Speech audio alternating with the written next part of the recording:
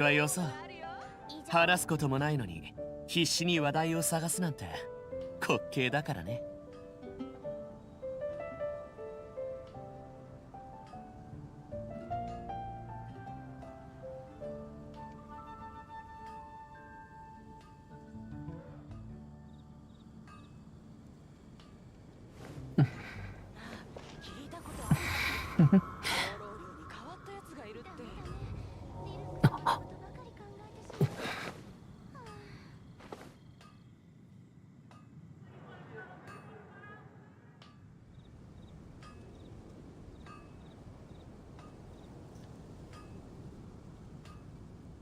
言い方がきついかい？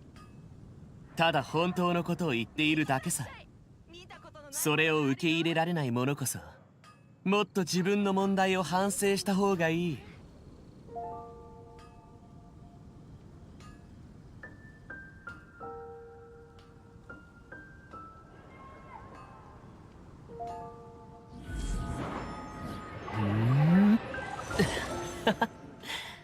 べー。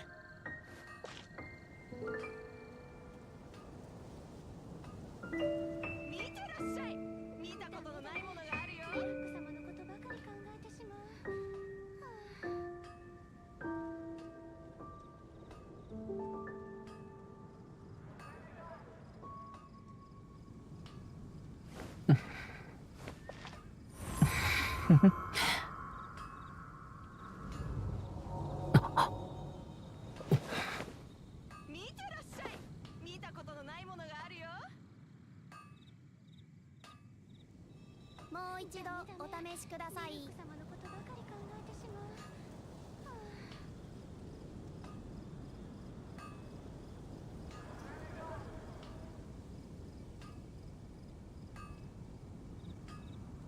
世間話はよそ。話すこともないのに必死に話題を探すなんて滑稽だからね。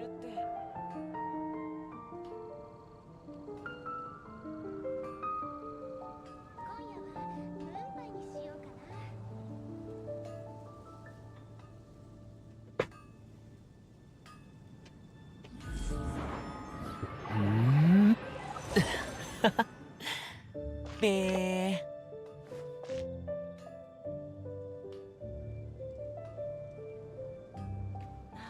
聞いたことあるかい？放浪寮に変わったやつがいるって。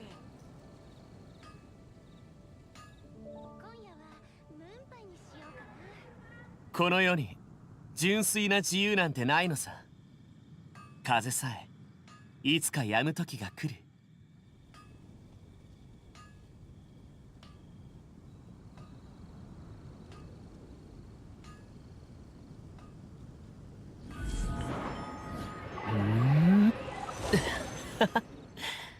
べー。見てらっしゃい。見たことのないものがあるよ。見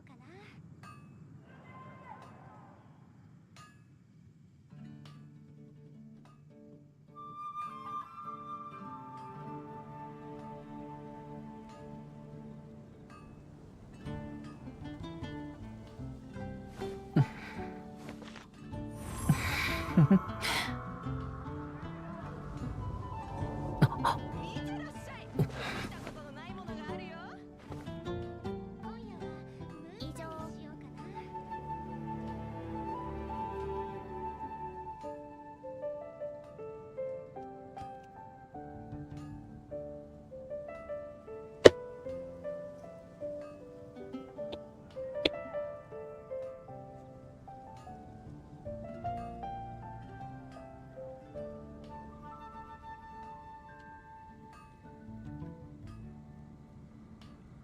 見てらっしゃい。見たことのないものがあるよ。世間話はよそ。話すこともないのに必死に話題を探すなんて滑稽だからね。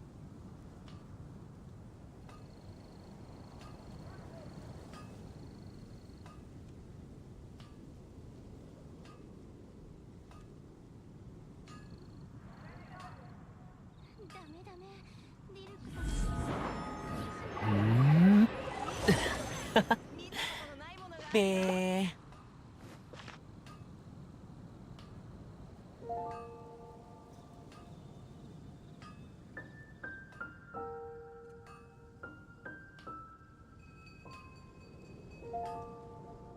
well, that should finally be it for the setup. I'm just gonna really quickly record a 言い方がきついかい check the audio and everything. ただ本当のことを言っているだけさそれを受け入れられない者こそもっと自分の問題を反省した方がいい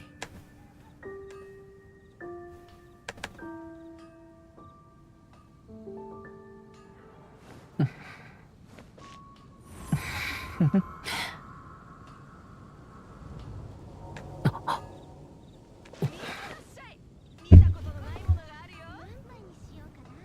一度お試しください。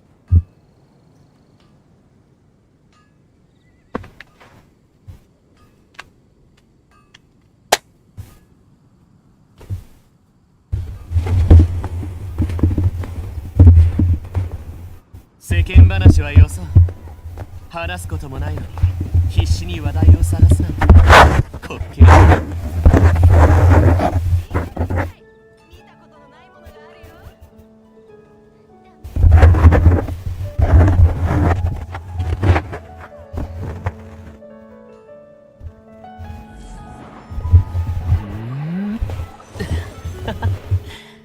べー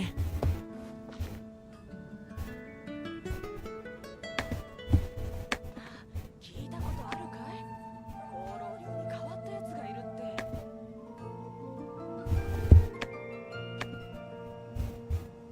この世に純粋な自由なんてないのさ風さえいつか止む時が来る Testing? Testing again?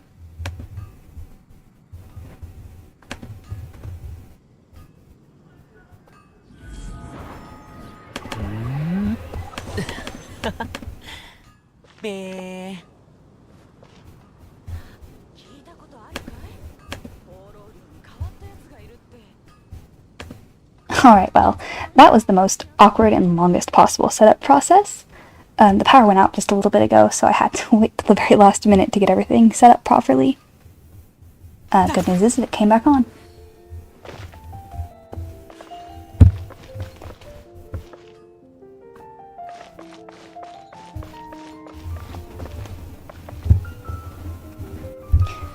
So, 聞いたことあるかい to catch up with what we did last time, we basically just started off the very beginning of the 5.0 Archon quest. We met Kachina, and we just got to the point where we're supposed to head to the Stadium of the Sacred Flame. So that's going to be where we're starting off. I'm really excited because the map is just gorgeous, and I can't wait for, you know, to hear all the different types of music that we're going to get to see and explore these different parts of the land. In particular, the whole stadium thing totally reminds me of tournament arcs, which are one of my absolute favorite tropes in anime. So it's really exciting to see it in Genshin.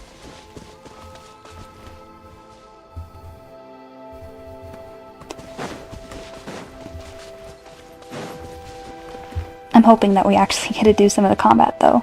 It's always a little annoying when there's little fight-based things and we just get stuck walking around and talking instead.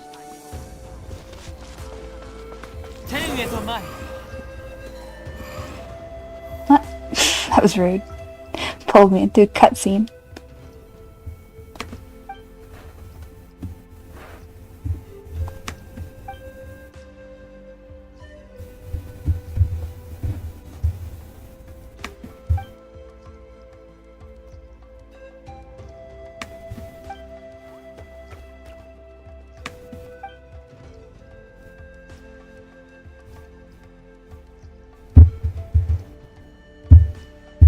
Do you... What's the ET, do you suppose? Eden? But that's not how you spell it.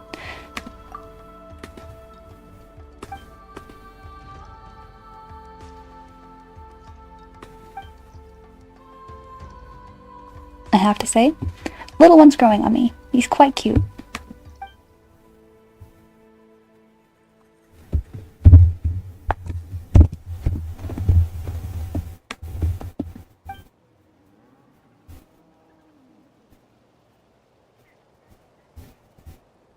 The one thing I always find a bit problematic about new areas is you end up putting into a bunch of quests and auto-starting, triggering them all. And then they kind of overlap, and it can get a little confusing. Little one, for example, has shown up in a couple of the quests I've triggered so far, and I'm having a hard time keeping track of which ones are which.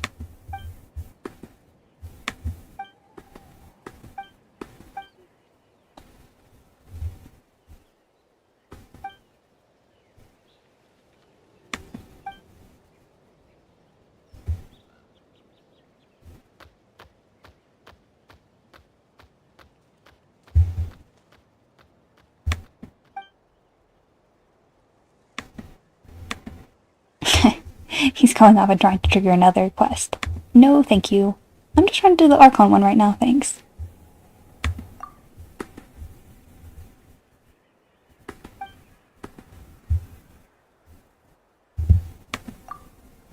I didn't even realize there was a red mark.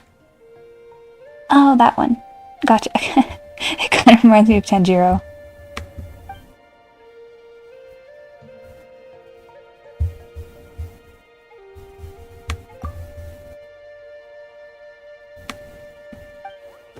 What's the Flame Lord? Is that the same thing as the Pyro Archon? Again, I think I'm just running into random stuff that I wasn't supposed to trigger yet.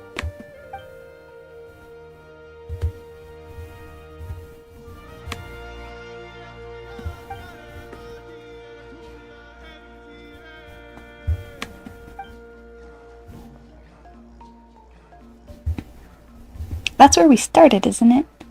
Yeah, no, all these quests just accidentally triggering is definitely confusing.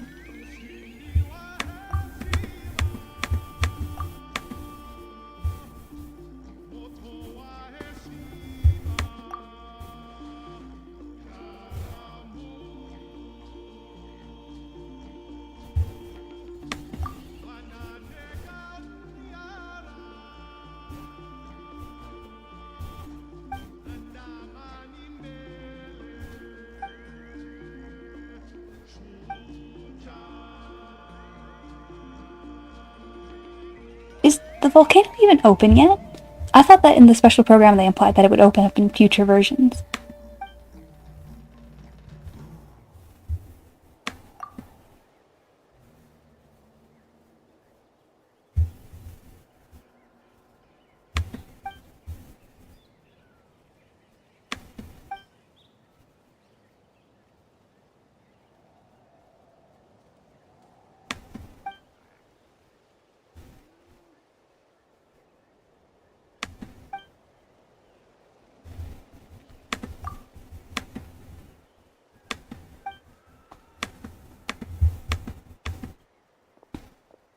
I feel like it's going to be a really, really, really long time before I get back to this quest. Exploration's always my favorite part, but since they added the incentive for doing the Archon and character quests the version they come out, I'll definitely be doing those first, but after that it'll just be exploration for the rest of time. And then probably right before version 6.0 comes out, I'll get around to this.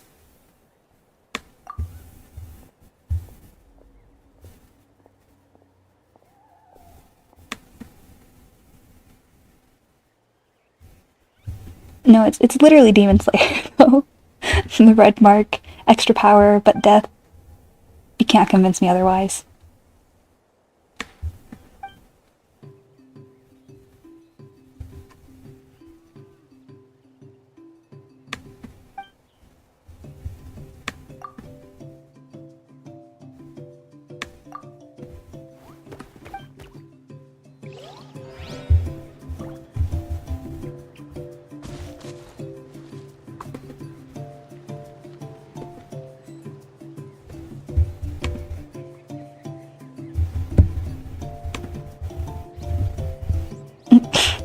I totally forgot what I was doing before. I was just trying to get up here.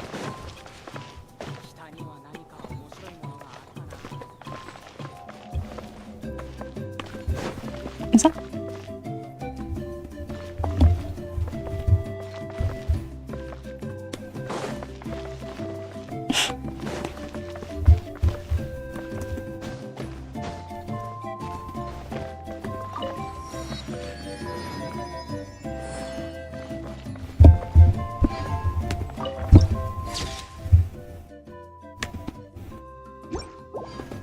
And that's a shot from the special boat.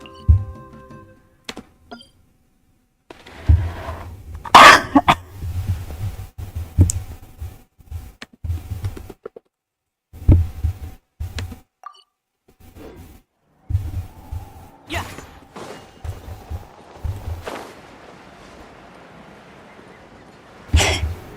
Why is there like a little hot air balloon up at the top there? What's that about? Huh? And I'm falling off the cliff. I got distracted. This is why we don't drive there. That's why distracted driving is bad. Just fly right off the cliff.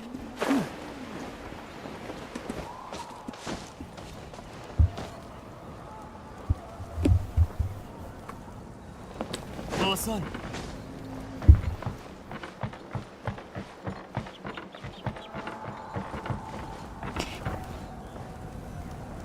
I was gonna say, the landscape really does remind me a little bit of the, Simulanka? The little fairy tale lands. I feel like those tend to be test runs for the future versions coming out. 友達とここで会う約束をしてたんだけど Like that big tree that was in the center of the どこにいる animal んだ kingdom? ろう That's wrong, that's Disney. まだ来てないのか The squirrel kingdom. The squirrel's tree. とっくに来てんぞ。いつ来たのか忘れちまったくらいだ。なんでこんなに遅いんだ。 It's a cuter voice than I was expecting. I don't get why there's a little pixel creature. 言っとくけど、お前が無駄にしたのはこいつらの時間だけじゃないぞ。 Yeah, 俺の時間もだ。 other than 俺の Oz, is he 時 the 間。 only other familiar that actually talks? I think so, right? なんだこいつ変な竜だな。いやこいつ竜なのか。おい、初対面の人の前でその傲慢な態度はやめてくれ。 I like how everyone's got tattoos. カチーナが絶対に怒ったりしないと分かってるからって調子に乗って失礼な態度をとっていいわけじゃない。 I'm on the fence about his eyes. They're like kind of really cool and kind of too lizardy. へえ、知ったことか。一体何様のつも。おい、何様。 Off he goes. さて、こいつは閉じ込めた。みんな、すまなかったな。そこまでしなくていいのに。アハンはストレートな性格なだけだし、私は気にしてないよ。 I kind of didn't expect them to already know each other. 自業自得でしょ。毎回やられても全然学習しないんだもん。 In my character design, I tend to like look at scarification a lot. I rarely ever actually end up implementing it for a couple of reasons, but I wonder if that's what Mulani's supposed to have, or if that's also just tattoos. やっぱりムアラニちゃんももうついてる。途中で危険な目に遭ってないか心配してたけど、新しい友達ができたんだね。はじめまして、オイラはパイモンだ。へえ、 We're not even allowed to compete. 気に入った外部の人は参加できないなんてルールはそろそろ変える時だよね。なんで一人で来たんだ？チームメンバーは？ I swear people are just rubbing it in at this point. Does every single person have to ask her where her teammates are? Also, again, that kind of, oh, I'm blanking on the term. The normal map on the ears to give it kind of a fluffy texture, more detail than what they would normally add. I love that. It's like kind of an advance in their, character modeling. つまりまた見捨てられたってことか。 Displacement map, sorry. Rude. 団体戦をどうにかできたって個人戦は結局自分の実力次第なんだけどな。でも私の団体戦の結果はほぼ5名の継承者次第だからね。絶対勝てるって保証できる人なんていないでしょ。自分にそこまでプレッシャーをかけなくたっていいじゃん。Well, Traveler's got main character benefits, so any team that she ends up on is probably going to be the one that wins. それにカチーナちゃんは自信がないだけで本当は全然弱くないってみんな知ってるよ。前回はあと3回勝てば余順者の戦争に参加できたでしょ。 Night Warden Wars remains one of the creepiest names of anything in these games. なあ、ずっと聞きたかったんだけど、帰化聖夜の巡礼はナタ人が全員参加するスポーツの大会みたいなものなんだろう。じゃあ余順者の戦争ってのは何なんだ。前者はあくまで舞踏大会だが、相手はナタの永遠の敵アビスだ。 Okay, and now my point from yesterday stands proven. I would not want to have to go through all this competition just to get to fight in a war against the Abyss. ここにもアビスが。待てよ、それじゃあ帰化聖夜の巡礼の勝者 Oh great, that's the third time I've said the exact same thing as Paimon. This is starting to be a really bad look. そうとも言えるかな。だから余順者の戦争なんだよ。部族の間で競い合って選び出された最強の戦士はアビスを撃退して私たちの故郷を守る。それが物語として記録され末永く語り継がれる。それがナタ人にとって最高の栄誉なんだ。まあね。でも戦争に危険はつきものだし仕方ないよ。アビスと戦うのが私たちの義務だけど、無事に帰ってこられるようエンジン様は祝福を授けてくれるの。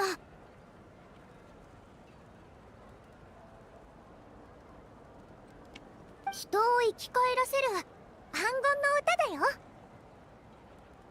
反言の歌？生き返らせる？そうだよ。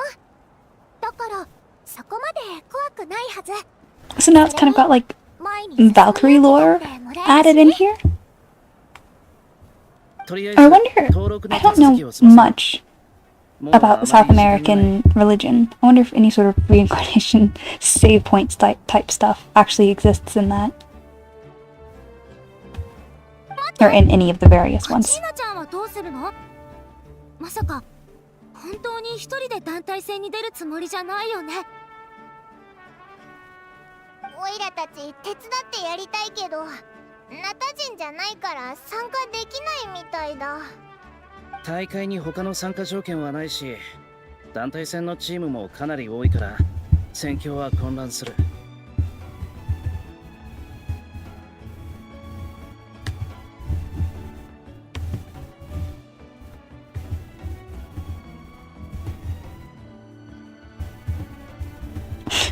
I forgot that I had emotes, so I was just checking them out really quickly.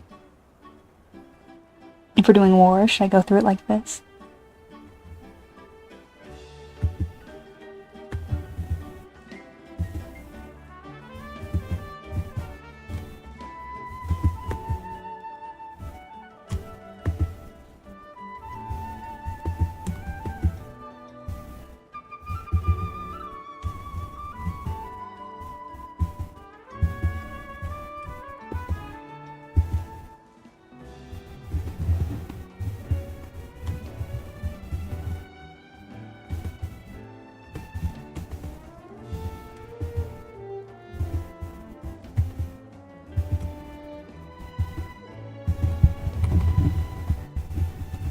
I'm just gonna have to try and remember those hotkeys.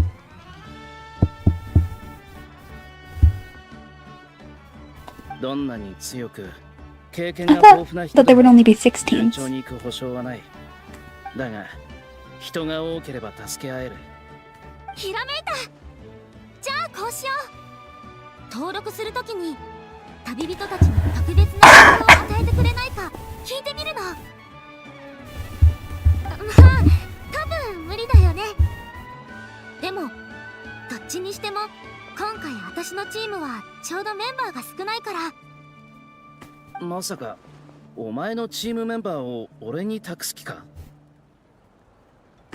の名察 I like how all the Natlan characters have unique hair で highlights. 強いし、君のチームに入れるのはメンバーにとってもいいことだと思うよ。俺はそれでいいが、お前らが二人。2人と1人は全然違うよ。 Again, that feels like it would be breaking the rules if they both have the, whatchamacallits that mark them as competitors. 中に来たばかりのお客さんにだって2人と1人の違いはわかるでしょ。おいらたちに聞くのかよ。ひひ、そういうことならおいらにもわかるぞ。確かに一人と比べたら全然違うよでしょ。我々は1人で戦ったりしない。そんな言葉だって昔から受け継がれてきたわけだし。な。でも足手まといにならないかな。何言ってんの。ナタ中を探し回ったって私たちに勝てる人なんて Yeah, again, because that's breaking the rules. モアラニちゃんは自信家だね。おかげで私もちょっとだけ自信が出てきたよ。はあ、でも5名の継承者2人がチームを組むのって珍しいからきっと臆病者だと思われちゃうね。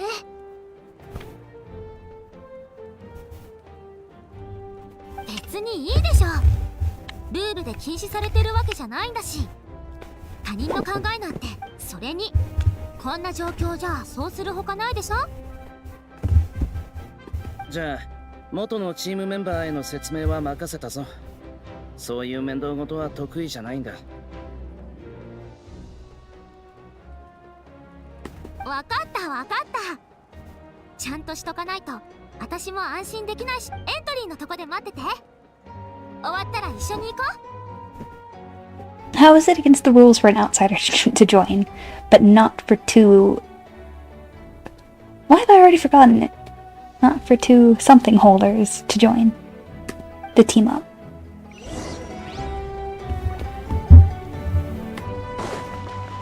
I wonder if it has anything to do with the Night Warden Wars? Like, if there's a reason outsiders shouldn't and can't be involved in that? But I guess we'll find out.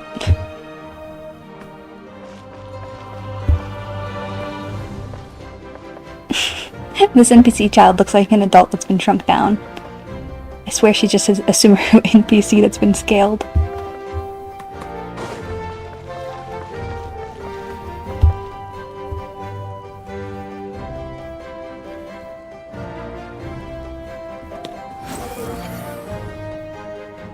Yeah, Nalan's so cool looking.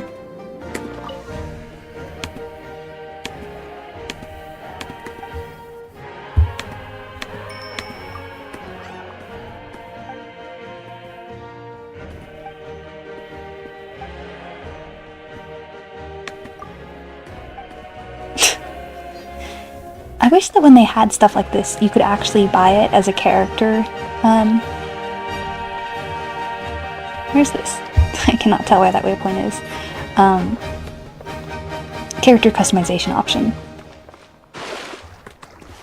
Like, if they've got the wings and everything already, why can't they add masks?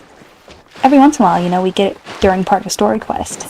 So it's a functionality that they do have the ability to do.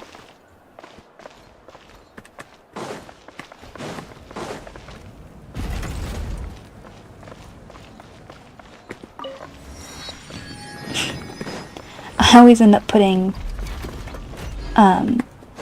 regional outfits for Traveler on my little requests at the end of the version surveys. Because I wish there was more customization in that regard. ここだ。ムアラニを待とう。入ってきた時そういえばあったな。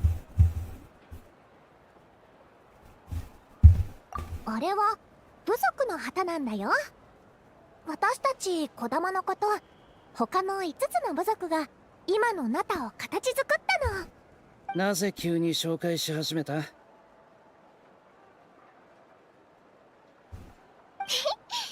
ちょうど暇だからね。ナタを紹介してあげるって約束したからには。Yeah, Kachina's such a cutie. She's definitely my favorite of the Natlan characters so far. Design-wise as なるほ well. どね。俺の部族はかがり木の民だ。高い山の上にあり、ユムカリュウと親しい。Yumkasaurs. Ski ends of the canopy is so cool sounding. And then they've got Yumkasaurs. Catmo, maybe? 美味しい Cat Moe? 魚もいっぱいあるんだ。あとは火力の集い、名園の主、北条の国の3つ。 Collective of Plenty sounds like a cult, for sure. I would not trust them. 非化聖夜の巡礼が終わった後、機会があったら連れて行ってあげるね。いいじゃんいいじゃん。流星の衆を代表して歓迎するよ。どうせ今は族長もいないしね。噂をすればもう戻ってきたんだね。伝えてきたよ。不思議なくらい順調だった。キーニチの名前って本当に役に立つんだね。メリットしかない代替案だと思ってくれただけだろ。Again, that's also something where I thought the groups would have to stick together. The rules here seem very loose. AKA, they're just what the plot wants. 君自体がメリットなんだから。とにかくお待たせ。早速エントリーしよう。こんにちは。登録の手続きですね。Give me a hat! でもその前に大会 Is it too much? 旅人が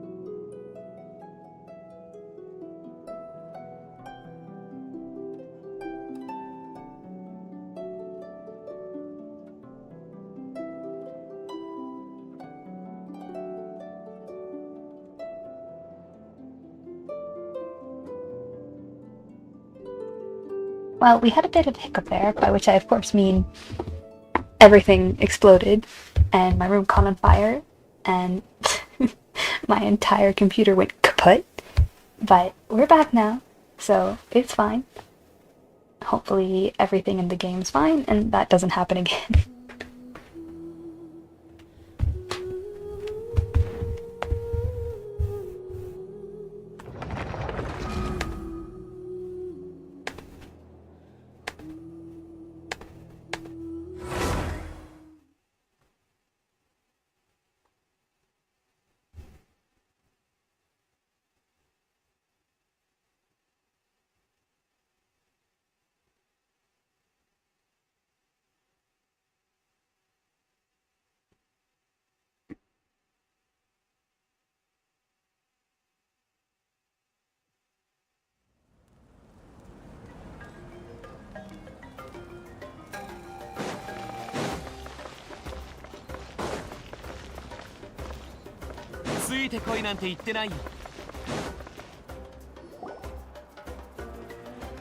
Why is this a different cutscene? ここだ。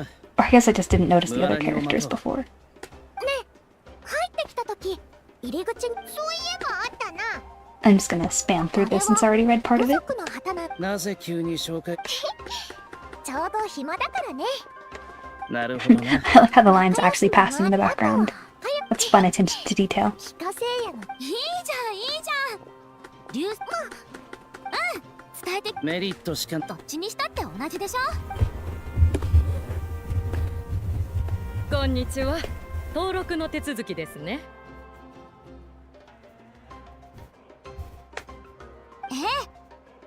でもその前に大会に興味のある旅人が2人いるんだけど、その人た Alright, ちも here we go. 参加できない Back か where we な。 belong. 申し訳ありませんが、ナタの人間にしか参加資格がありませんので。そこをなんとかできない？彼女はすごく有名な冒険者で腕は問題ないよ。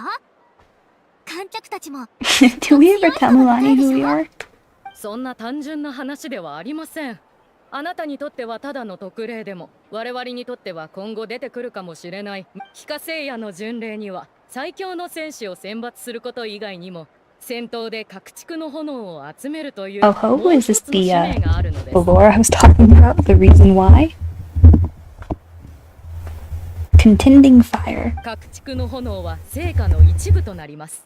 聖火が消えない限り、ナタがアビスに侵されることは永遠にありません。へえ、そういう。ああ、それこそが帰化聖夜の巡礼を始めた目的だったそうだ。だから参加者は全員勝っても負けてもナタを守ることに貢献している。参加自体がキーニチさんの言う通りです。そして各地区の炎はナタ人同士の戦いでしか生まれません。That's interesting. A little strange. I wonder if there's going to be anything that sets them apart genetically from people of other nations? Kind of like how the Fontanians started out as Oceanids? 外部の人間が関与すれば Otherwise, why would it only be 炎の between 生産量や the people of the 成果の nation? 最終的な燃焼状態に悪影響を与えてしまいます。Or... So this is kind of tying back into the lore from the webcomic a little bit. And it's only spitballing off the top of my head from a vague memory. But Vinti, when he first met Vanessa, he called her a descendant of Murata, the first Pyro Archon. So if everyone in that land are somehow, in like some sort of vague way, her descendant, that could make sense. What sets them apart? なるほど。やっぱ Or り maybe he called her a 特殊な child ものが理由なんだね。 Murata, but same thing, right? It could have something to do with that. Especially since the Pyro Archons are now just formed out of, you know, the regular people, not gods. 大丈夫。私に任せて。最高の観戦席を用意してあげるから。No! All I want is to be part of the tournament arc. That's like...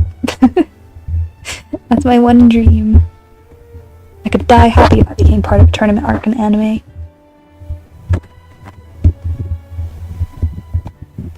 My mic's falling over. It's just one disaster after the next.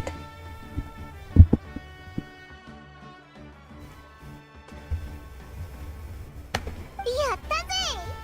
観客になるのもより旅してる感じがして悪くないよな。でもなんとなく何か引っかかるような。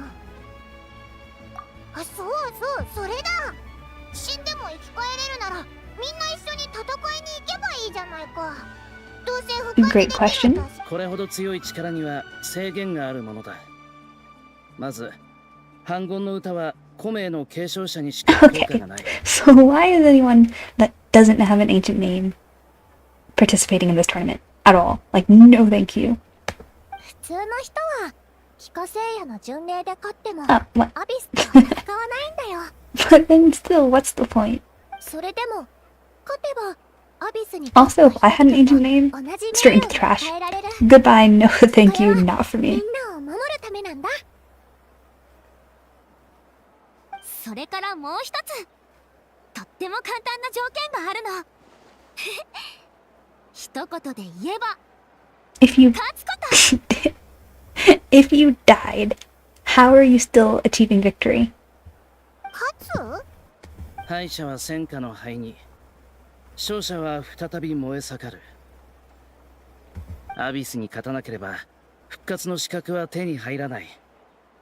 失敗すれば死ぬだけでなく、古名も破壊され、二度と継承されなくな But る。 then, what? Excuse me? The whole thing was that you're supposed to not be able to die when you're fighting the abyss. But if you do die, then you're not a victor, so you can't be そ revived. れでは What am I 存在 not 自体 getting を here? 維持するのが難しい。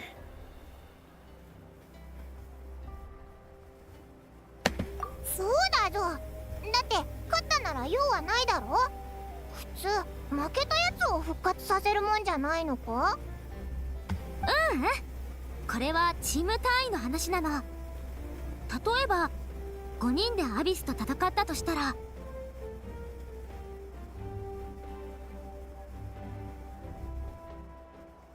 たとえ悲惨な戦況で4人が犠牲になったとしても、残った1人さえ無事に帰ってくることができ、勝てた時点でそれはきっと心に刻む価値のある戦闘だったはずだからね。Look at this little dude dancing in the background. He's having such a good time. もちろん勝つには十分な実力を持ったチームを組まないといけない。失敗の代償は非常に重いものだからな。帰化聖夜の巡礼の初戦が団体戦なのは一人で行動するなという忠告でもある。You know, this entire time, I've been looking at Kenichi and thinking he looks so much like somebody, but unable to put my finger on it. And I just realized I'm thinking of one of my own characters. Specifically the design for Hera. She has the exact same hairstyle, basically. Just make it longer. And she also has kind of funky eyes. Oh, it's not on this computer, otherwise I'd pull it up.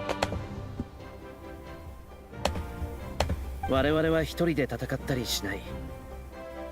単独行動をする者は負ければそこで終わりだ。戻るチャンスなんて二度と与えられない。どっちにしたって危なそうだよな。その言葉は訓戒だけど励ましでもあるんだよ。Axiom. Genshin's doing a really good job recently of making me feel as dumb as Paimon. みんなで挑んだって、もちろん危険はあるけど、それでも私たちは永遠に手を取り合って前に進む。My cat just grabbed my 戦い foot. に向かう英雄はナタのすべての民とエンジン様に支えられてるの。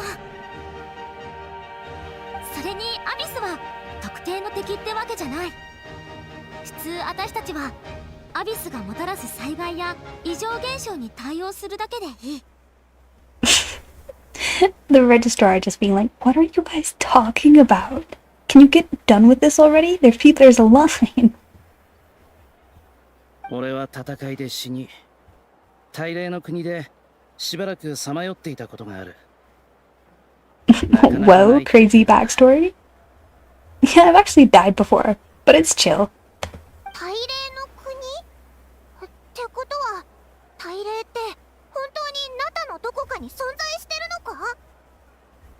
どうだろうな。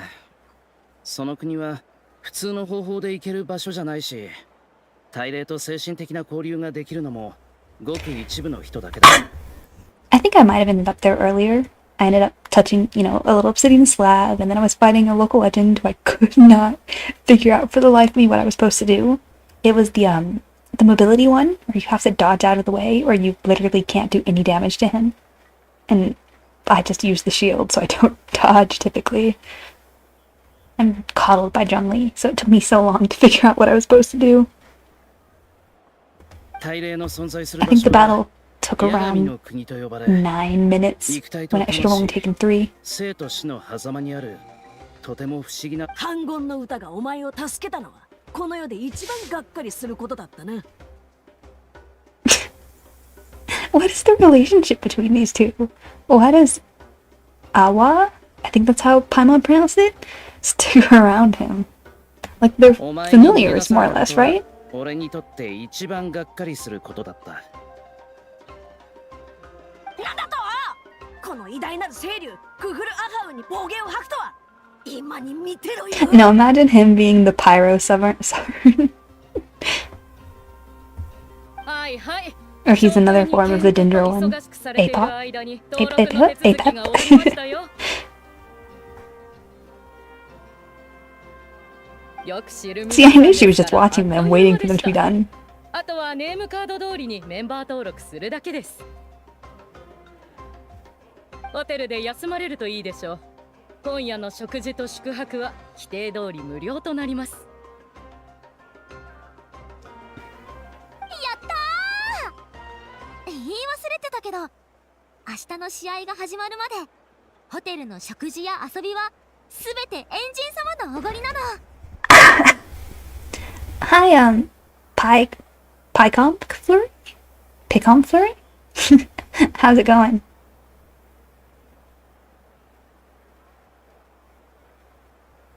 友達を呼んでもいいってことになってるから招待するよ。さあ行こう。存分に楽しんじゃおう。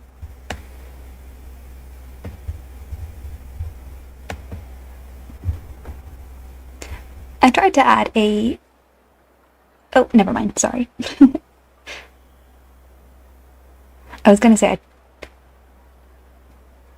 Pico? Pico? Somehow that didn't help at all.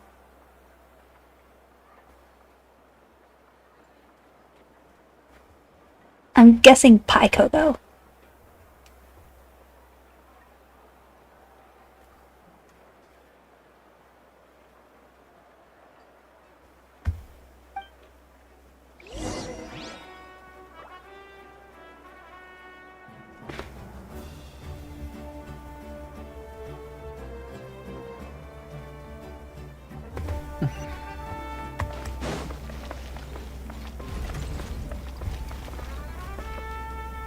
Pico.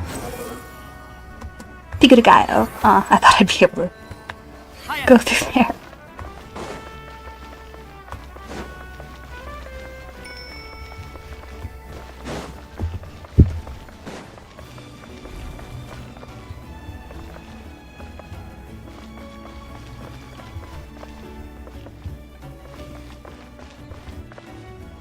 Oh, I love this. This is like a food court almost. Kind of similar to the Grand Bazaar, but I like it better, honestly.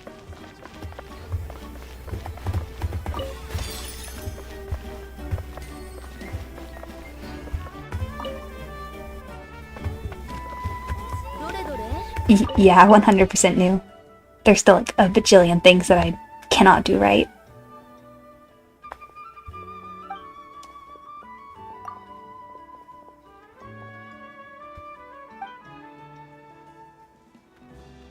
I kind of just figured, since I was going to be playing this anyway, I might as well see if anyone wanted to come along for the ride.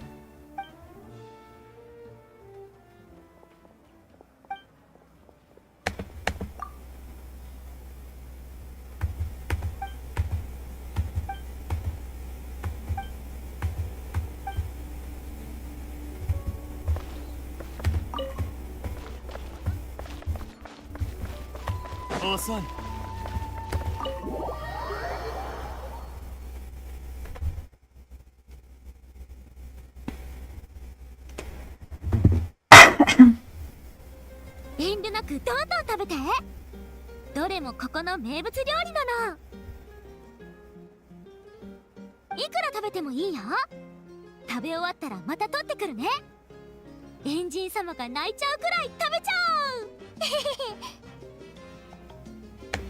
I wonder how the Archon makes money. Oh, that's nice that you do that. It definitely helps out. It's fun having someone here to kind of chat with while I play through, so I'm not just talking at a wall.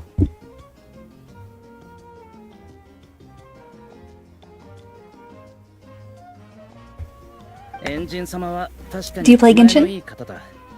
ただ、数日スタッフやボランティアは大変な思いをすることになる。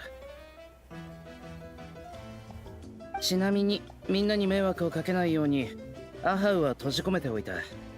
しばらくは戻ってこないだろう。ちょっと厳しすぎじゃないか？ I'm glad I didn't voice my thought, or that would have been the 4th time I said the exact same thing as Paimon. Oh yeah? Did you stop, like, before Fontaine, or just more recently? 大丈夫だって。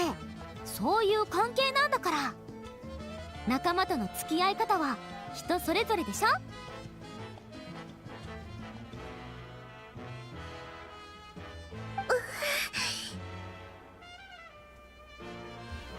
ねえ、まだ落ち込んでるの？私が助けてあげるから、もう心配いらないよ。わかってる。落ち込んでるわけ、年齢を言い訳に逃げ続けるわけにはいかない。ちゃんと成長しないと。So, quite recent then. Do you think you'll pick it back up for Natlan?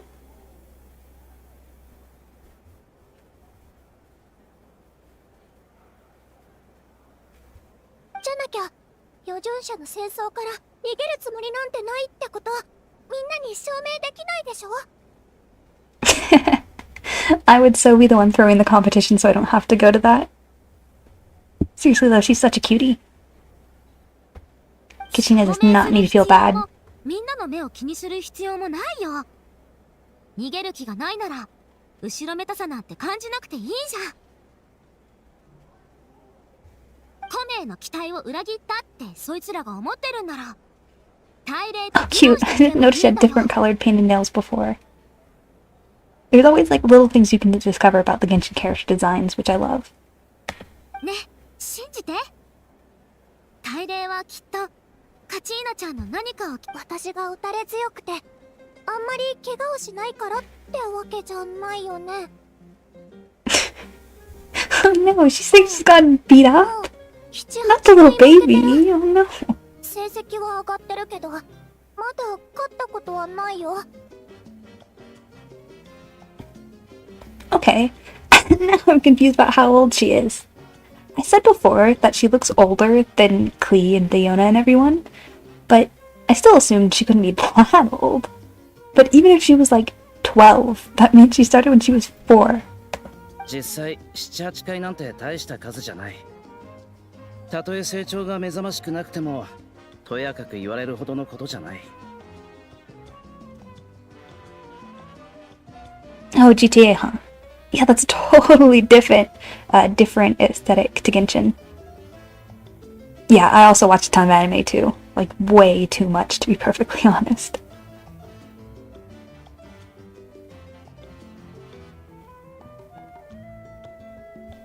そうだぞ。あと一歩だったって言ってたじゃないか。今回は団体戦さえも生き残れないんじゃないかって心配で。大丈夫だって。私がいるんだから。Which again, still feels like a cheat. Like, that doesn't seem like it should be allowed at all. 君がこけたら私が引っ張り I wonder if there's more than one ancient name bearer per tribe? I feel like there must 私 be. が倒してあげるから。 Otherwise, Mulan joining Kachina's team makes no sense. 勝利を味わったことがなくても私を信じることぐらいはできるでしょ。ふわらにちゃん。優しいね。I have an emote that can match this. Where is it?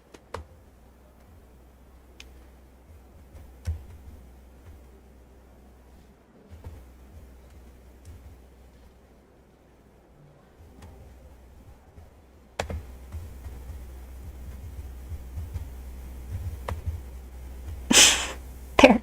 I like... Oh, that one's really cute.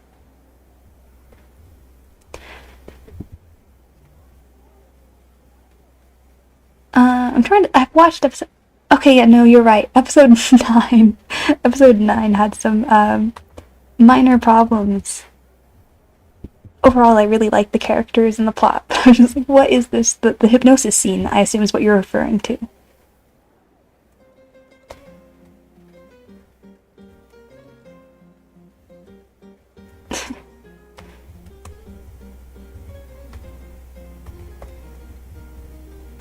I was kind of just like, where is this going? And I really hope it stops soon. And then it didn't stop.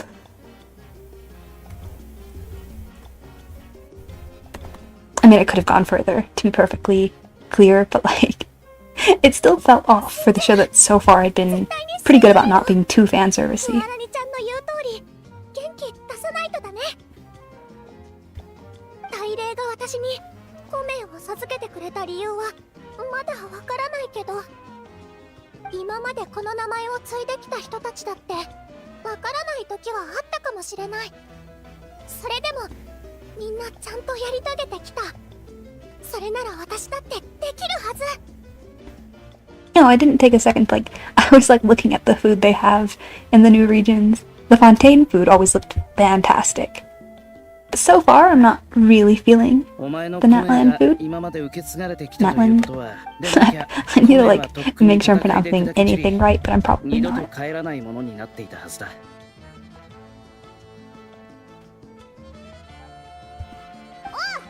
オイラたちも応援するぜ。オイラたちはお前ら専属応援なんだ。そんな、私強引にあなたたちの元で勉強させてってお願いしちゃったのに。 Yeah, agreed. At least that one feels self-aware. Like almost mocking the idea of fan service and the fact that she herself is proclaiming what it is. And I'm kind of desensitized to a certain amount of fan service. But like, yeah, no, I totally get what you mean. ありがとう。また泣きたくなっちゃった。今日出会えた人たちはみんな優しすぎるよ。感動しちゃった。 Kachina's so cute. I love her. I also feel really bad for her. She keeps on getting beat up, abandoned, can't find any teammates. 任せて。絶対に勝つから。 Actually, you know what? I totally should Google how old Kachina is. Because I still can't get over her having been in 8 previous tournaments.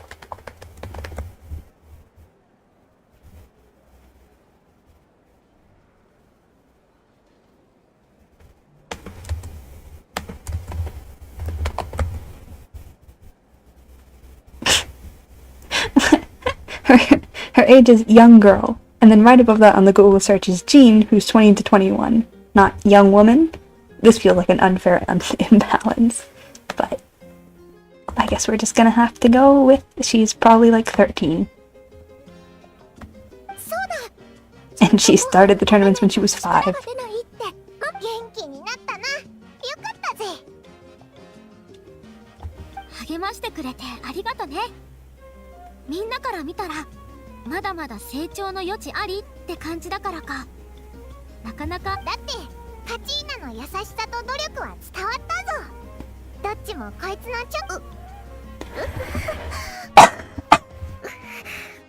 の落ち着け。涙がお椀に入ってしまうぞ。 I'm actually shocked by how much I like Kachina. Normally the little chibi characters drive me insane. Particularly Klee, Dory, and Diona. Didn't like any of them, but Kachina's, she's just adorable. 私が絞ったんだよ。コップを取ってくるから待ってて。そんなものまでわざわざ持ち歩いてるのか？カチーナちゃんのカバンは底なしの穴みたいなものだよ。何でも入ってるの。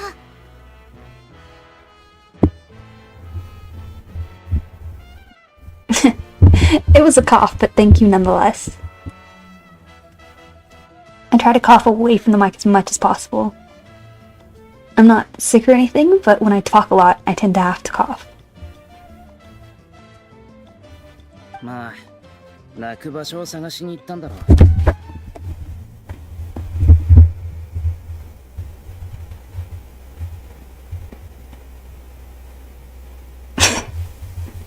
That's sad. Also, he didn't need to say that. He didn't need to, like, put it into words. みんなあいつのことを結構気にかけてるみたいだな。とってもいい子で妹みたいな存在だからね。実際すでにでも今回はいけるって私の勘が言ってるんだよね。この帰化聖夜の巡礼で勝てばカチーナちゃんは一気に成長すると思うよ。なんでそう思うんだ？お前もそういう経験があるのか？え？全然そういうわけじゃないけど、私の自信は生まれつきだし。これはまたおかしな謙遜だな。こんなことを言ってるが、ムアラニは3回も余順者の戦争に出て全勝してる。復活が必要だったこともない。 And she's never had to be resurrected. AKA, and she's never died. They treat it so nonchalantly. うわ、それって超すごいんじゃないのか。あの時は敵がたまたまやっつけやすいやつだったからって言うと全然すごくない人みたいになっちゃうけど、とにかく難しい挑戦じゃなかったよ。今はとにかくカチーナちゃんと一緒に戦いたい。親友と戦って歓声と拍手を浴びるの。 I think I'm gonna like Milani's character more than I thought I would. That last line was really cute. わかるぞ。おいらもこいつと一緒に戦いたいぜ。 Always the skeptical option with Paimon. おいらはめちゃくちゃ重要なガイドなんだぞ。 Everyone knows she's suspicious. みんな飲み物持ってきたよ。ねえ飲んでみて。ジュースは新鮮さが命なの。まあ平気みたいだな。 They really need to reconsider the size of that bottle compared to her. We could call it a trigger perspective, but I don't think that's what it is. I think that's just like an entire gallon. 緊張してるだけ。お肉をいっぱい食べないと。食べ終わったら外で運動して体を温めてくれよ。私も。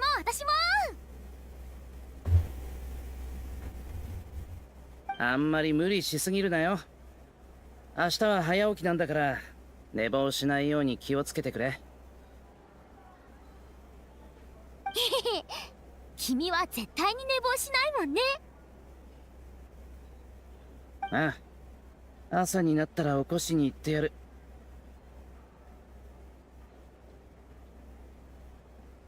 Yeah, his design, it's not really growing on me. I think it might be one of my least favorite in the Genshin catalog, honestly speaking. I like his hair a lot, but I don't I don't love these geometric square things, and his eyes do kind of they're like a little too lizardy for me. And the bandana and the earrings. Unless his like playstyle really wins me over, I'm probably not going to be pulling for not in 5 stars anytime soon.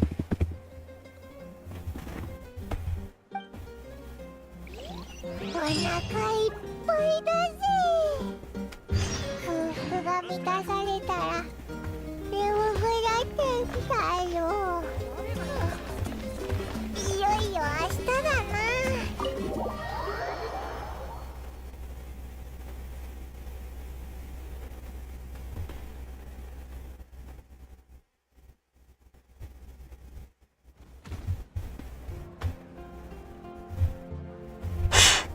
I got really confused. I guess I was inside of the restaurant just then, but somehow I didn't realize that.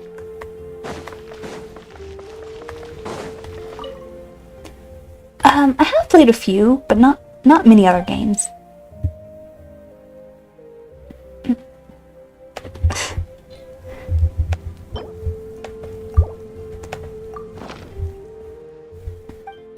Like I played Pokemon a ton when I was younger. And then my DS broke. And I still play Minecraft on occasion. And then I used to join in with my brother for playing games like Halo or Lego Star Wars.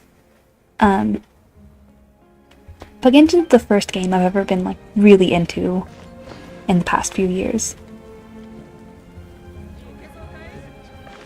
Oh god, I totally didn't read whatever that conversation I just had was.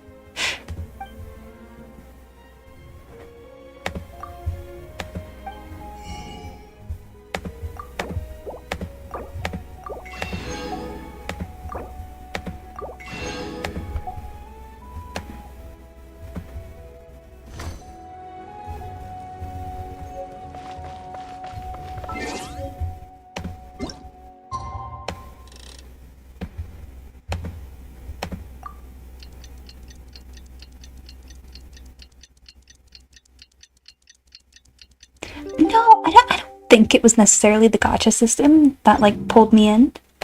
I am free to play, but I think mostly it's the open world mechanic. I just like, I love how huge it is, and I love how you can spend just like an infinite amount of time exploring and finding new treasure, and like exploring really different variety of landscapes. And then like you can think you're done, and then oh look, it's an update and there's an entirely new patch of land about to be added. Yeah, it's really exciting to me. I've already done a tiny bit of exploration in this area, but I'm trying to get the Archon quest done before I spend too much time doing that.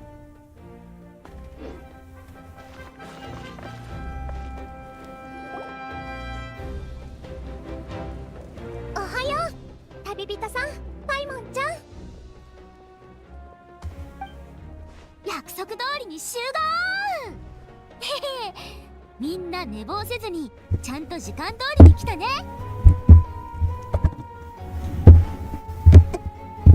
一番危なかったやつがよく言うよ。俺がいてよかったな。朝からあんまり大きい声出さないで。頭が痛くなっちゃうよ。大丈夫？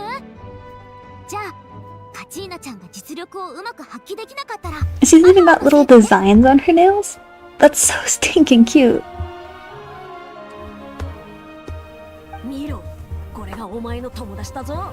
わざわざ起こしに行ってやったっていうのに感謝するどころか。I kind of want to recreate Milani's nail art now. ムアラニに賛成だ。やれやれ、どいつもこいつもどうしようもねえな。まあまあ、みんな仲良くしようぜ。カチーナ、最初はちょっとドキドキしてたけど、ここのベッドすっごく気持ちよくて、それならよかったぜ。もしかしたらお前は気づいていないだけで、本当はすっごい心臓の持ち主なのかもな。もうすぐ試合だ。みんな朝ごはんは済んだな。私は食べてきたよ。あまりたくさんは食べないでおいたけど。どうしよう。試合のことばっかり考えてて。I love it when they just have the NPCs doing random stuff in the background. こうなると思った。はい、君たちの分も持ってきたよ。いいっていいって。試合が終わったらまた食べに。間もなく試合開始です。選手の皆様はご入場ください。繰り返します。選手の皆様はご入場ください。もうちょっと話したかったけど時間だね。最初に開幕式があるんだけど、席からも私とカチーナちゃんが I wonder what they're gonna do for having us watching that. It'd be kind of funny if we actually like went up to the stands in the stadium and peered down at stuff happening. Kind of doubt that though. It could end up being cutscenes, or maybe something will happen and everything will fall apart, and the tournament won't happen as it's supposed to. それじゃあ行ってくるね。またまたな。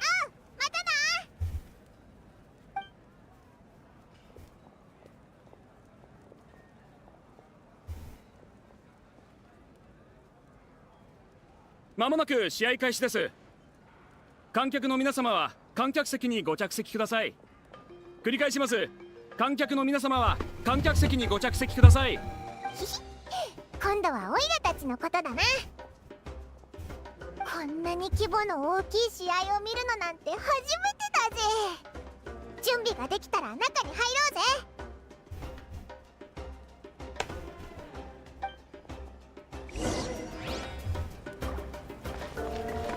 Show me to my seat. Lead the way. 聖夜の巡礼を観戦されますか？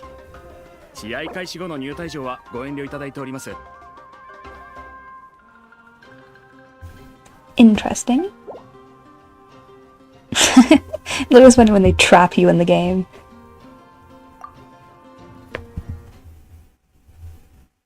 You've got no choice but to finish everything.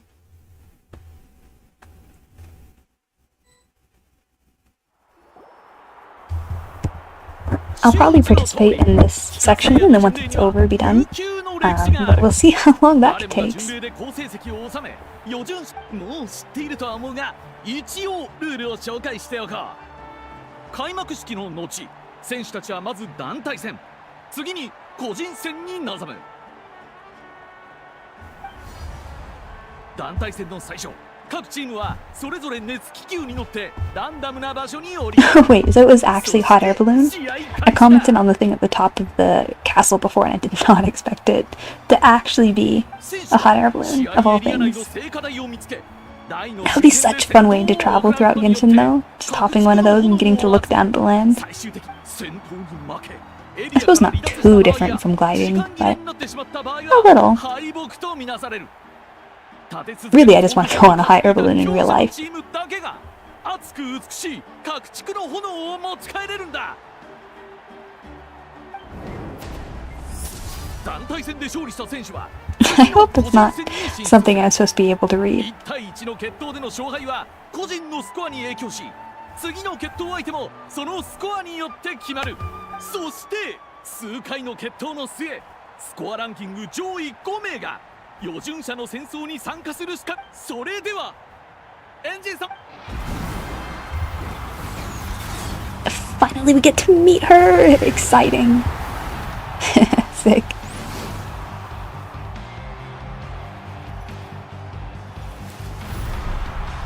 Okay, no, that is really awesome. I love that.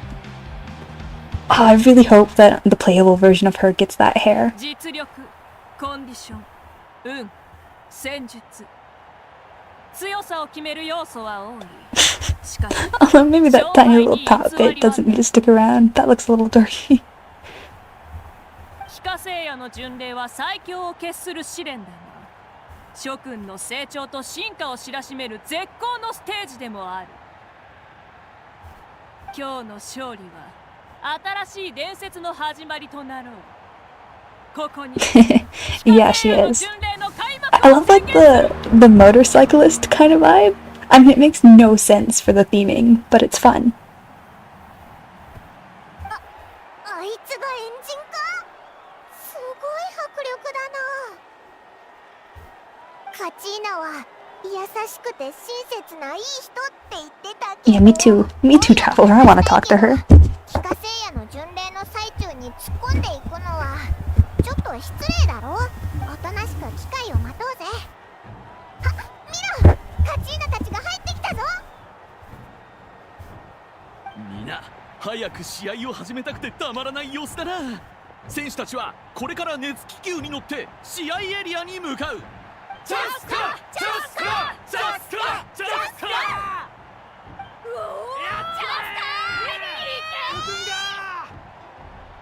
We have matching ears. 勝てイズナー。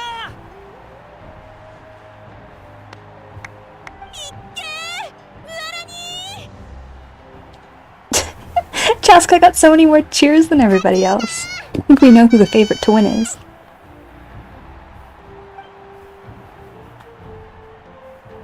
どんどん歓声が大きくなってきたが間もなく熱気球の離陸だ。さあ準備はいいか。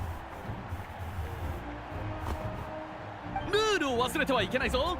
熱気球はランダムな地点に着陸する。地上に降り立った瞬間から試合開始だ。成果をできるだけ集めて競技場に持って帰ってきてくれ。ご分を。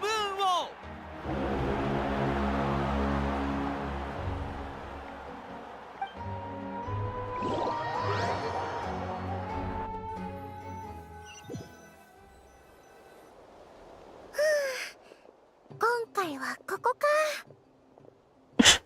I don't know why, but this like really, for almost no reason whatsoever, reminded me of Harry Potter and the Goblet of Fire when they end up getting transported. あんまり人がいないみたいだね。これならいきなり混戦になる心配もないかな。じゃあ、あっちに向かっていこう。途中で他の選手に会ったら全員倒せばいいよ。わかった、そうしよ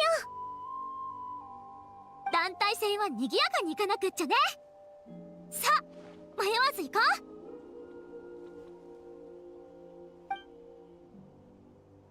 It'd be really fun if I get to play as both of them. Yes, I do. Awesome. I mean, it would also really suck if I just couldn't do anything for the entirety of this. But it's totally like, it's really good in-game immersion when you get to do stuff like this. I wasn't paying attention. I don't know what I'm supposed to be doing. 戦いでしか各地区の炎は手に入らねえわけだし、一丁やってやろうじゃないか。負けたらおとなしく尻尾を巻いて帰るんだな。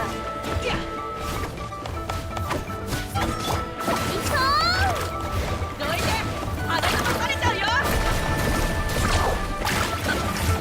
というたくんだ。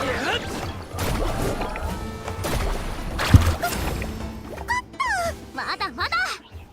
さあ、炎を持って次の場所に行こう。圧倒的なリードを見せているのは火力の集いのチャスカ選手だ。伝説の選手アムルは6連勝中。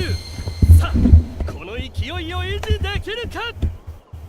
I wonder if this area exists in the open world map as well as the story version.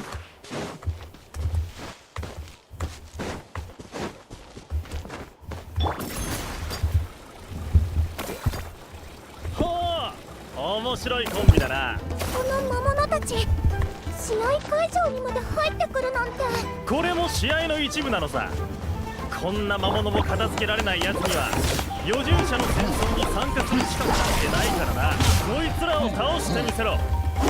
そうしたら俺が相手をしてやる。 Katina gets good numbers. Although I have no idea what her kit actually is or how I'm supposed to play it. There's obviously that bar at the side which is measuring something.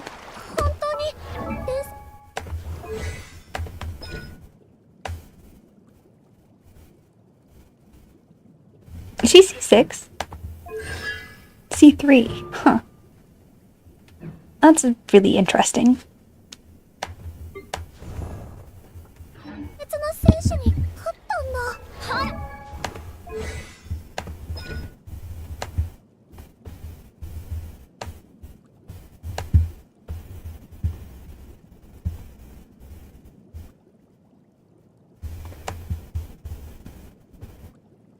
I can't find anything about that meter at the side. Oh wait, no, here, wave momentum stacks. When she makes contact. And...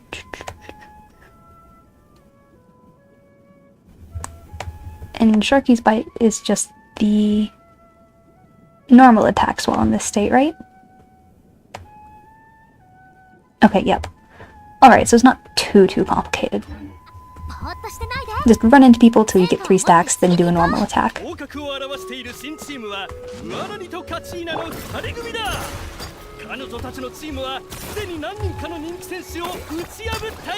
Oh, and Pico, you were asking if I played other games earlier as well. I did play ZZZ for like all of 5 seconds. I wasn't a huge fan of the... it wasn't, you know, open world or anything. But I was just thinking the way that they like switch in. Huh, she's not doing it now. Every once in a while, oh yeah, that. Like they'll switch into the automatically using the move. That kind of reminds me of the way ZZZ worked.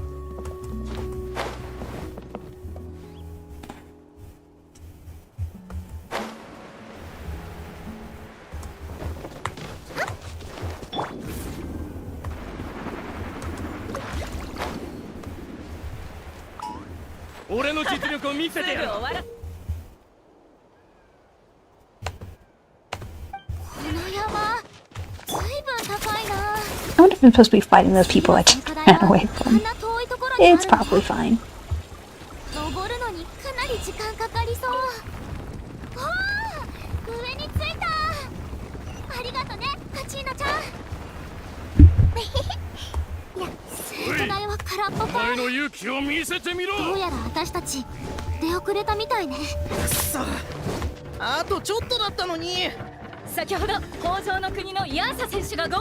Yeah, did you like it? I thought that it was just, yeah, I didn't like the attack style or the world style, but I did give up pretty quickly, so maybe it could have gotten better? What did you think?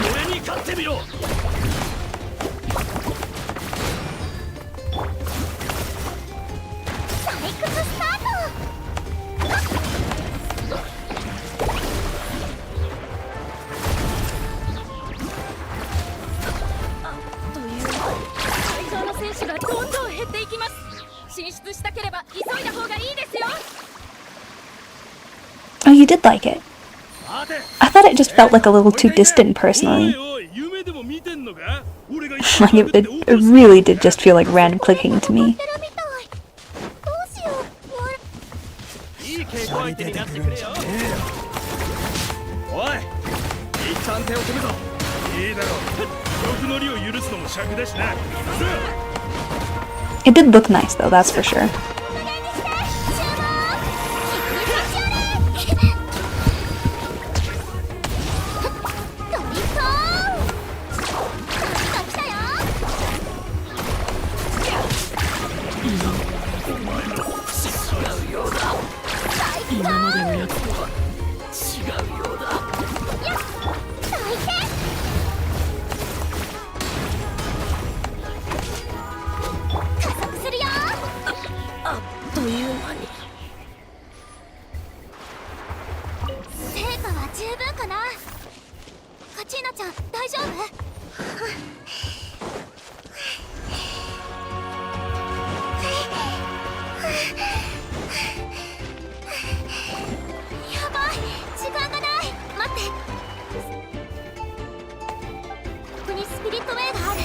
Ooh, that's nice animation. I really like the way this bridge looks.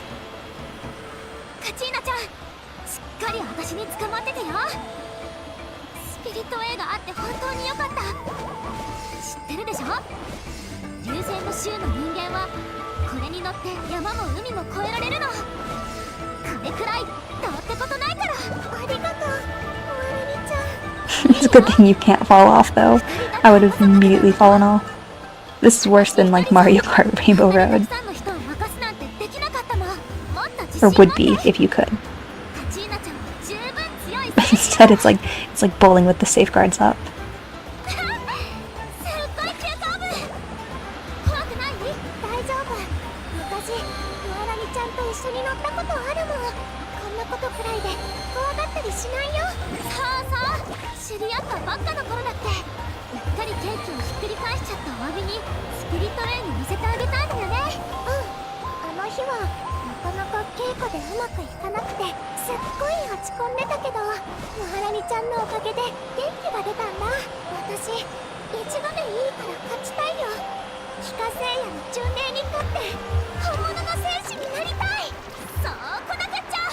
I'm still totally not clear about the mechanics of a little child Kachina competing on the even level with like a bunch of adults.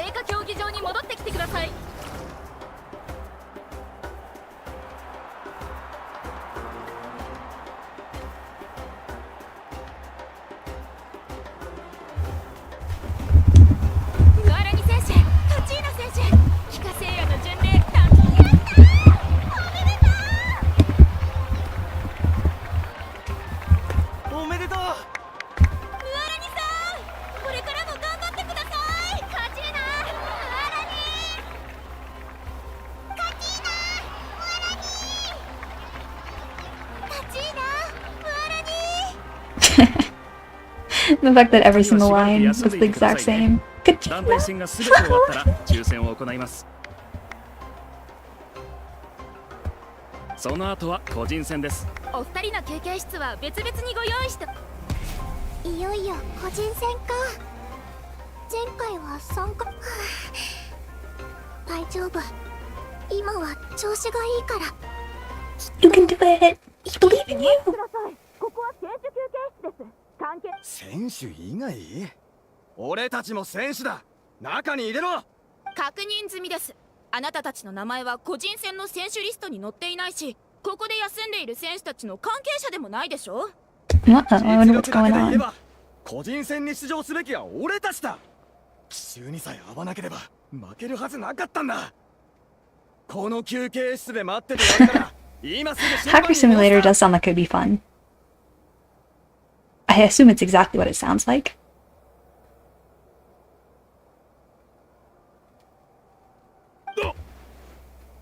あなたたちほう。会いたくないやつにはよく出会うとはよく言ったもんだな。俺たちをせっかくまた会えたんだ。ここで一戦交えてどっちが個人戦出場にふさわしいか確かめようじゃねえか。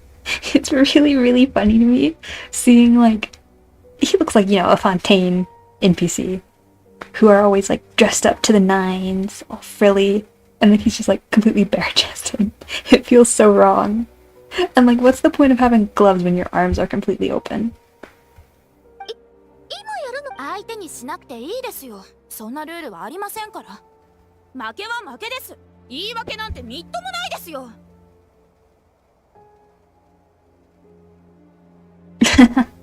That sounds fun. You just become, like, part of a fake dark web.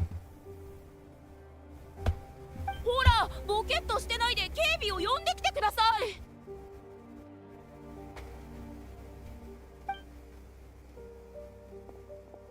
ルールなんて知ったこっちゃない。帰化聖夜の巡礼は最強。その通りだ。今こそ正々堂々勝負を。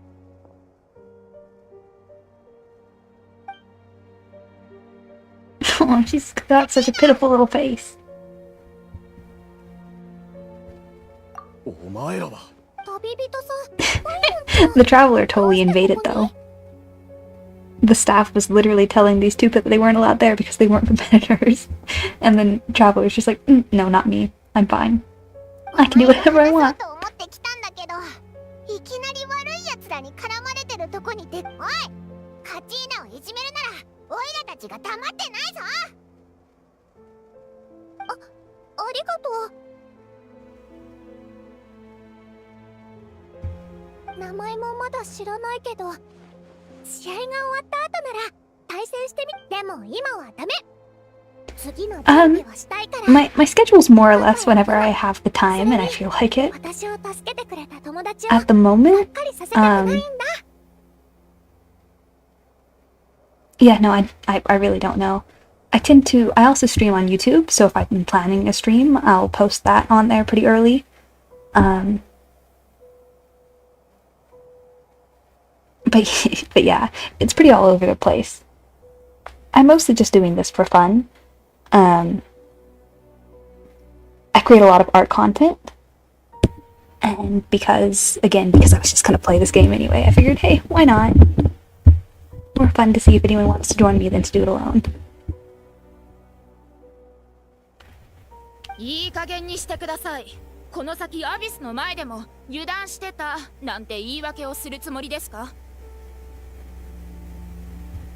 この辺りでやめにしておかないと今後の帰化聖夜の巡礼の出場資格を失いますよ。今日のところは勘弁してやる。いいぞ。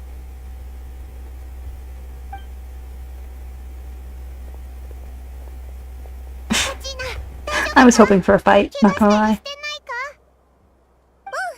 おかげで助かったよ。さっきは頭の中が真っ白になっちゃって、どうすればいいか。絶対うまくやって、私の頑張れよ。ここで騒ぎを起こしている人がいると聞きましたが、解決した。いつものあれですよ。団体戦に負けた人が結果に納得できなくて。はあ、栄光は欲しいけど敗北の苦しみには耐えられないって人がいるんだよな。どうか試合に影響がありませんように。そろそろ準備を始めてください。もうすぐ君の番です。もう私の。分かった、すぐ行くよ。じゃあ行ってくるね。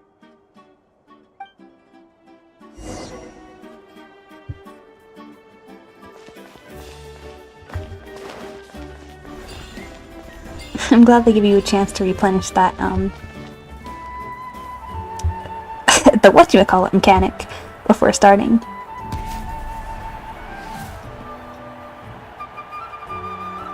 So we actually do get to be part of the tournament arc. It'd be so fun if we got to be part of the tournament arc as every character, but I feel like it is probably just going to be Kachina, maybe Mualani. ここに来る前、皆に当たりくじを引いたと言われたが、俺はそうは思っていない。試合に偶然はないからな。That's nice, Pyramid Head. 本当に噂のようなヘッポコなら、ここに立つことなんざできやしない。初戦があっけなく終わったもんで、まだまだ戦い足りないんだ。お前の実力を見せてみろ。がっかりさせないでくれよ。さて、俺の話は終わりだ。I don't like his shoes. His hat's a little offensive too, but not as much as the feet. 私負けないよ。たくさんの人が応援してくれてるし、それに私は本気で余順者の戦争に参戦したいの。交流はここまでだ。各自位置について試合開始。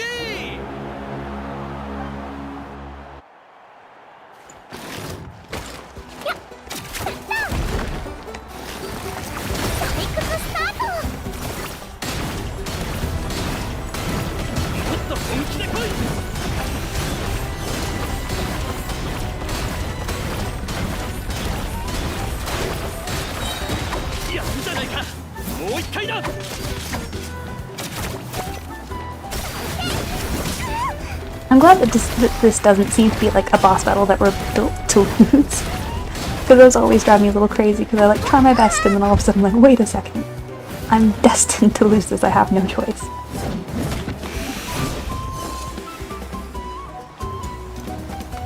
Like I think it might have been the Narwhal recently in Fontaine. Where maybe I will live. Where I was trying so hard and I had no idea why I just wasn't getting anywhere. And it turned out that I was supposed to survive for a little while longer and reach a certain mechanic. Or actually, rather than Narwhal, I think it was the... oh god, I'm actually... oh no! Oh, that's sad, that's pathetic. Anyway, The Wake of Narcissus. That quest is the one I was thinking. What? I only have... Yeah, of course I was able to use food the whole time. That would have made winning a bit easier.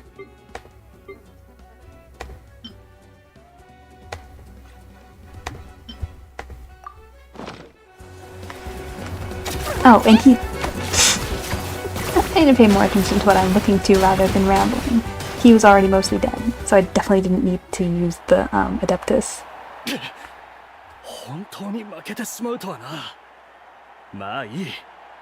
少なくともお前の強さを見抜いた俺の目に狂いはなかった。勝者カチーナ選手に盛大な拍手を。一方他の会場では初勝利だな。カチーナやるじゃない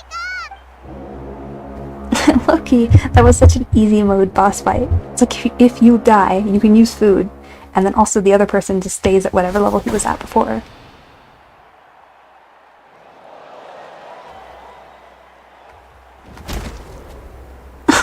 No! Oh, that hurts to watch, not the baby.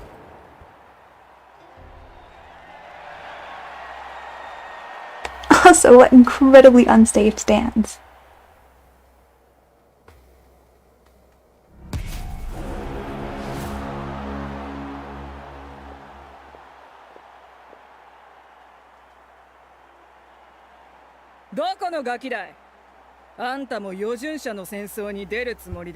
Yeah, that's what I've been asking this entire time. Why is a kid trying to go to war?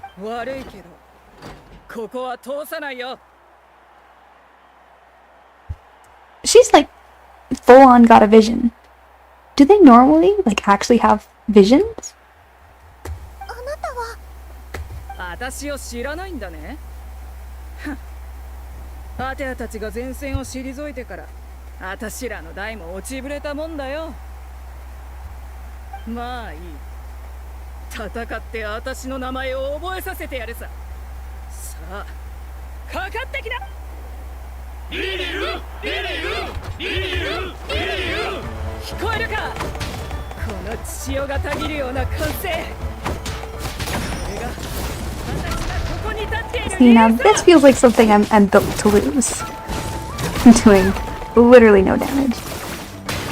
タイミング、まだまだタイミングが悪いな。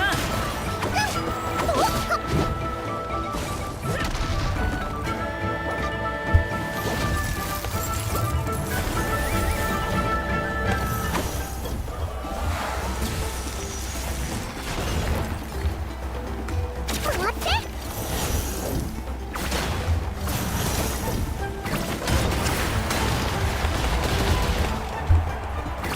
まだまだだ。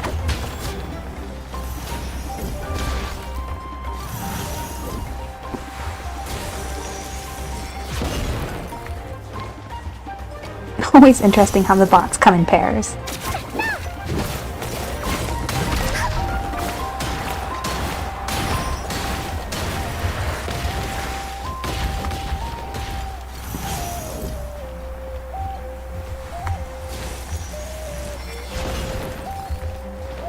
Also, she's level 102.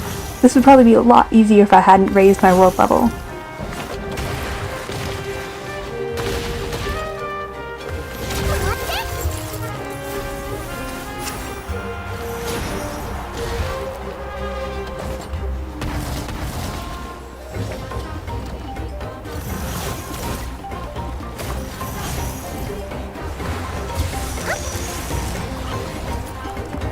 Can I just leave?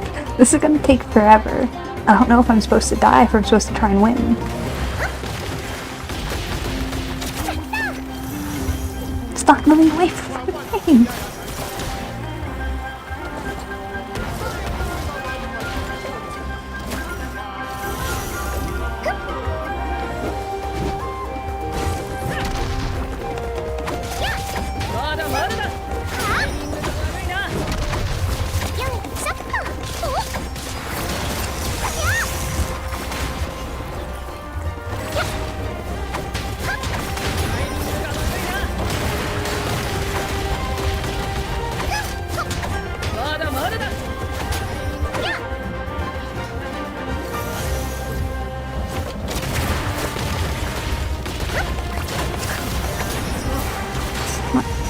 Okay, so it wasn't...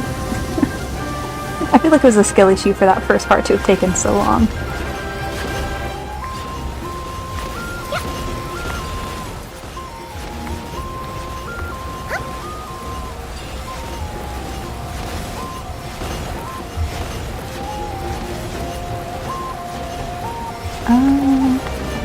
Forgot I could climb. What? このままじゃ抜けちゃう。そうだ。石柱に登ってみよう。そうすれば彼女に捕まえられるのか。はあ？衝撃波。 Oh no, definitely bots. I don't have any doubt about that.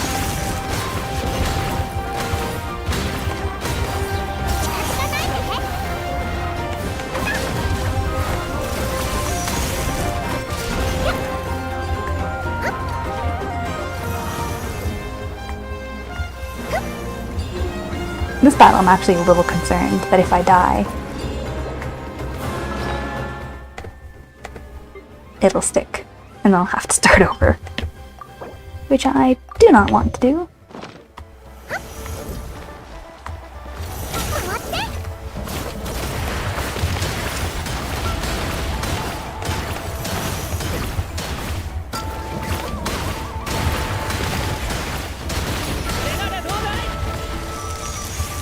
Where'd you go? Where'd the geo powers come from?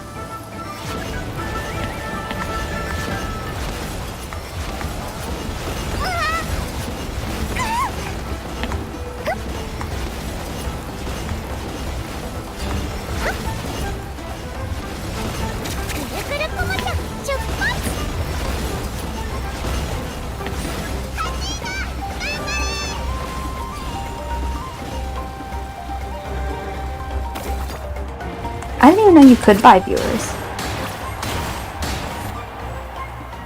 Like, how does that even work? I just get bots kind of showing up on occasion. I'm pretty sure there's a way to ban them. Or like, I thought I had activated an assistant that should kind of take care of them for me, but I'm not entirely sure how to do that.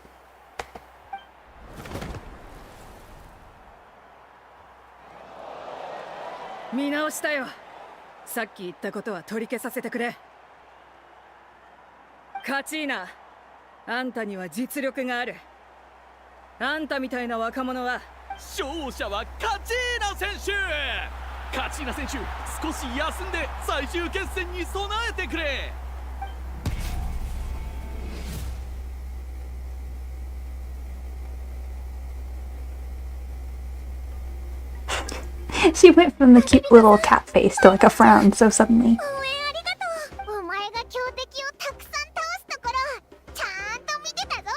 私も嬉しいよ。こんなにスコアを稼げたの初めて。調子はどう？カチーナちゃん。ムハラニー、お前も来たんだな。試合が始まる前にここに来れるように許可をもらったんだ。カチン。それと最後のラウンドの対戦相手は私。But if I did follow reviewers only, then I probably wouldn't get any views. I guess I could do follower commenters only, potentially. But again, I wouldn't necessarily want to do that since I have so few people. And again, it is a very casual thing, so I think it's alright as long as they're just popping up and everyone ignores them. If I ever did get more viewers than this though, then yeah, I would definitely try and do something more concrete about them, about the bots. なんだって。私もついさっき知ったんだけどね。私たちスコアが近いから、つまりムハラニちゃん一人で一緒に行きたかったのに。私だってそうだよ。でも仕方ないね。スコアが近い人同士は当たりやすいから。元気出して。戦争は残酷でアビスは私たちに容赦なんかしない。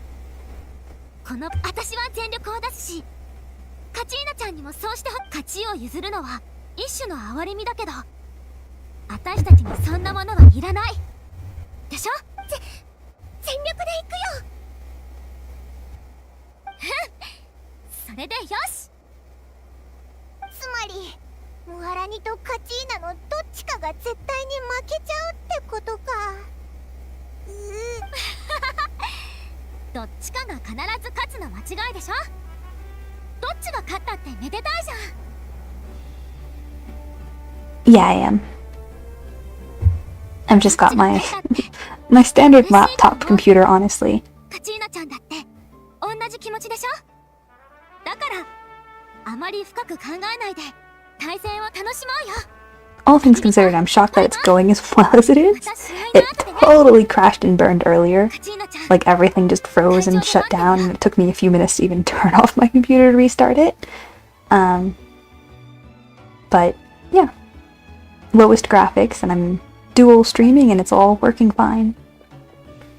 Plus the Live 2D software isn't super cheap on the computer either. 私だっていっぱい訓練したから。それにムハラニちゃんにはずっと信じ続けてくれてありがとう。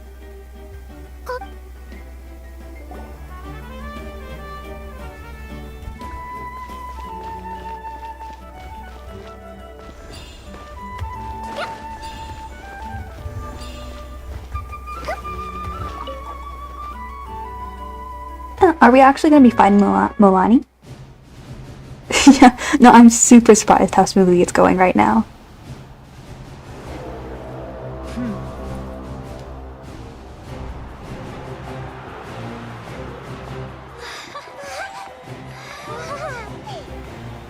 回もいよいよ最終段階だ。誰が出陣のチャンスを手にするのか、この勝負で決まる。盛大な拍手で迎えてくれ。個人最高成績を収めた児玉の子代表カティーナ選手。 She's such a cutie. I love her. She's adorable.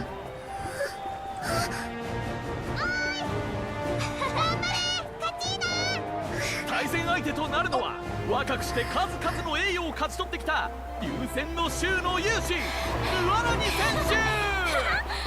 親友同士だという2人が It's a little counterintuitive that she's a prodigy and she's won several times and she's never had to be revived, and yet she and Kachina are both in the lowest bracket. ムアラニちゃんだから。でも最後がムアラニちゃんでよかった。負けたって悔いはないよ。何言ってるのカチーナちゃん。譲り合ってる場合じゃないよ。勝利は Look, what line? Kachina does not need to go to war. It's fine if she loses. It's a good thing. 勝ちたい。ムアラニちゃん、今度こそ勝つよ。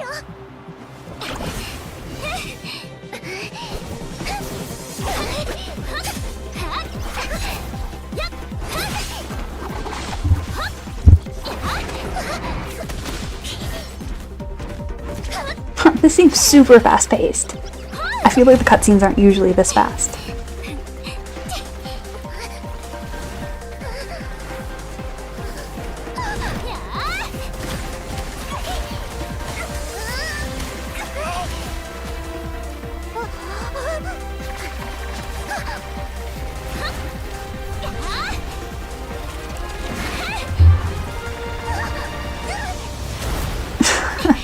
That had no right to look as cool as it did. Oh. 5-star Kachina. That was so jungly coded.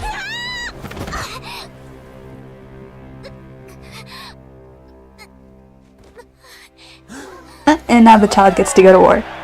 Awesome. That was definitely the best conclusion for this.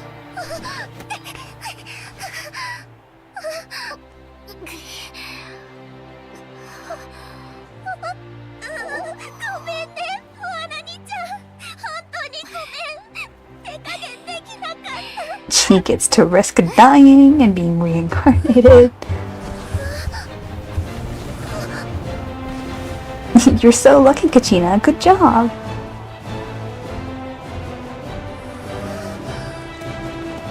I obviously wouldn't last long in the Genshin world. 勝者は児玉の子カティーナ選手。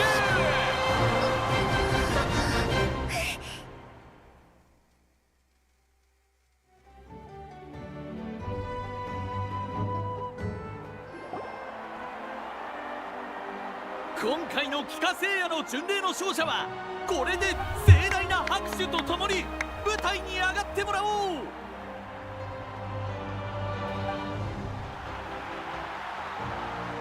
The whole team bit took up so much time and ended up being so irrelevant. Oh, I like her eyes a lot. And the hair color with the blue eyes was really nice. 一人窮地からの見事な逆転劇を見せてくれた北条の国イアンサ選手。 Not 100 on her design. 10年ぶりの勝利となる流戦の州ケウラニ選手。 How does a random NPC make it when Mualani doesn't? Mualani gets beat by a 4-star.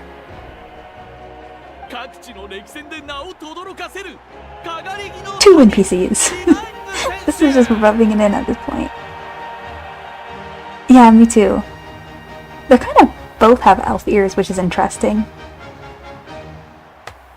そして強い心を持ち続けさなぎを破った Wait, the guy didn't make it either? カチーナ選手。 What sort of lineup is this?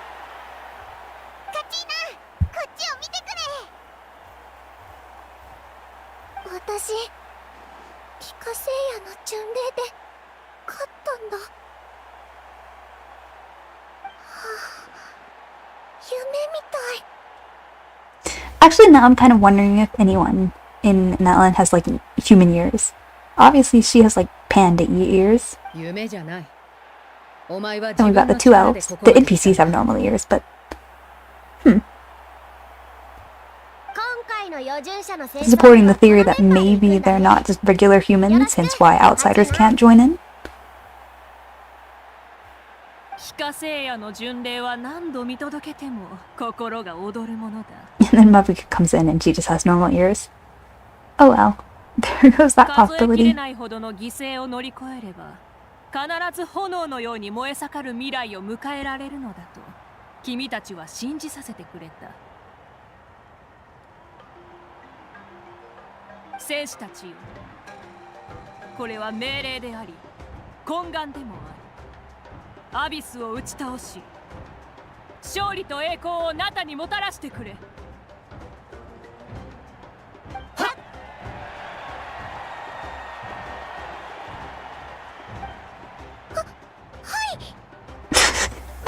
That was embarrassingly belated. Just don't say anything at that point.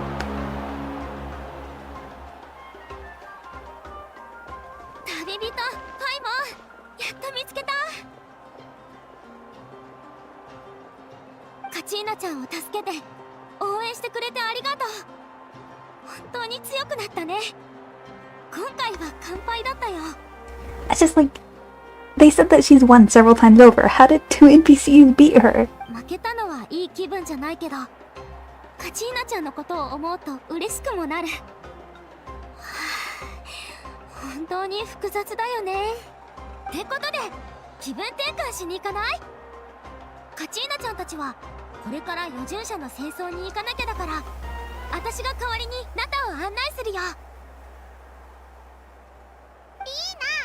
旅人、お前はどう思う？おう、どうしたんだ？正直私もちょっと心配。でも経験豊富な頼もしい仲間がリードしてくれるだろうから。My model is actually based on a character from the webcomic I'm creating. She's a naiad, as in from Greek mythology. She was kind of a throwaway character. So, because I liked her design so much, I ended up creating this model. I also have my main character as a model for him. I switched computers recently and the files I brought over weren't entirely the right ones. There's still some issues with both of them.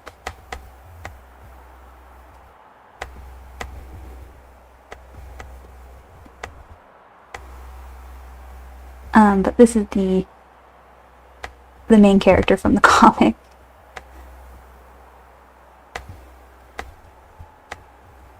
Although she admittedly never wears this outfit, and her hair is currently still long, but it'll be cut short at some point.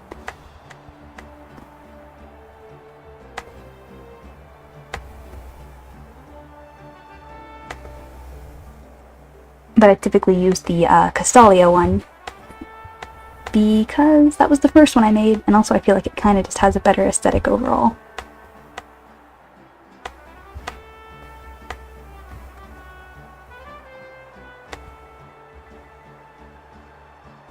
I went through a phase where I was going to make every single character into a model, but then my free subscription to Live 2D Cubism ran out, so I was stuck with just 2.5 models.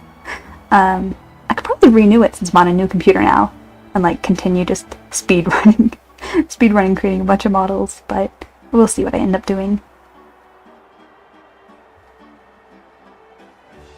栄誉にはリスクがつきもの。勝利が当たり前のことだったら誰もそれを誇りには思わないでしょ。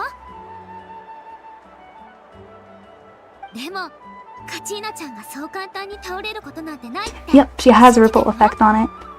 だってあの子のコメはウッサビーチだもん。 There's also こっちもやるべきことをやらないとね。this, where I can like add water droplets, or I can make her hair look wet.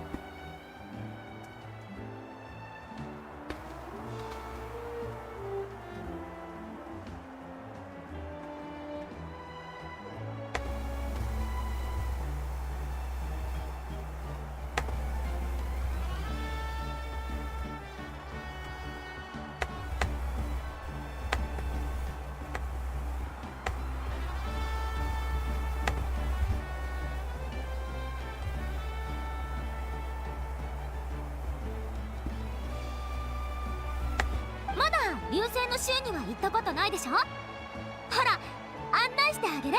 流星の州は私たちとコホラ竜が共に暮らす部族で最高のリゾート地でもあるんだ。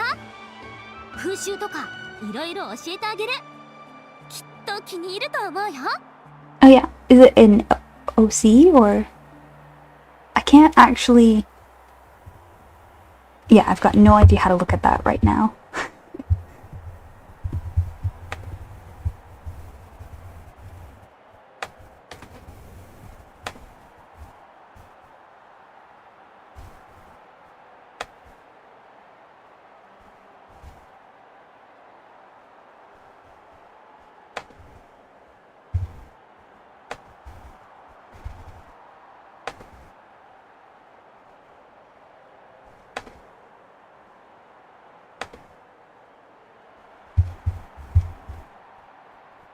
Oh, I found it. A little bow tie and a mask. It seems kind of ominous. Is it some sort of like horror-y game or?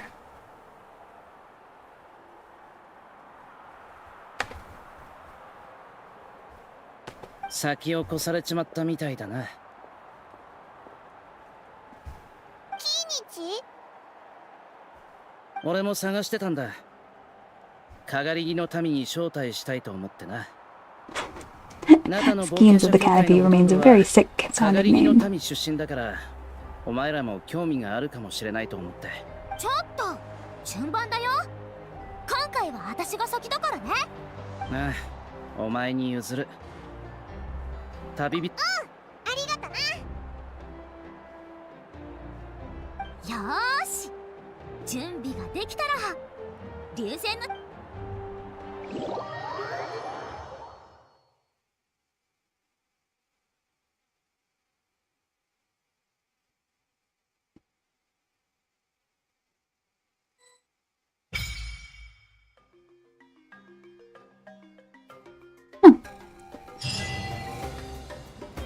Oh, fun.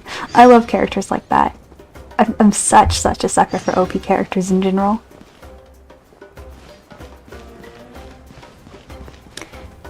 I suppose that's probably where I'll end off the 5.0 stream for now.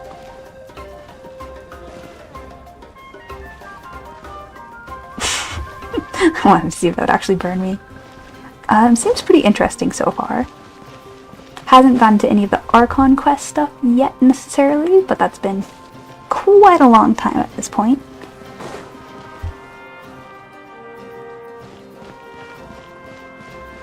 Very excited to see where it continues going. Most likely, it depends on like a couple of things, but I'm assuming I'll have time. It'll probably be 10:30 tomorrow.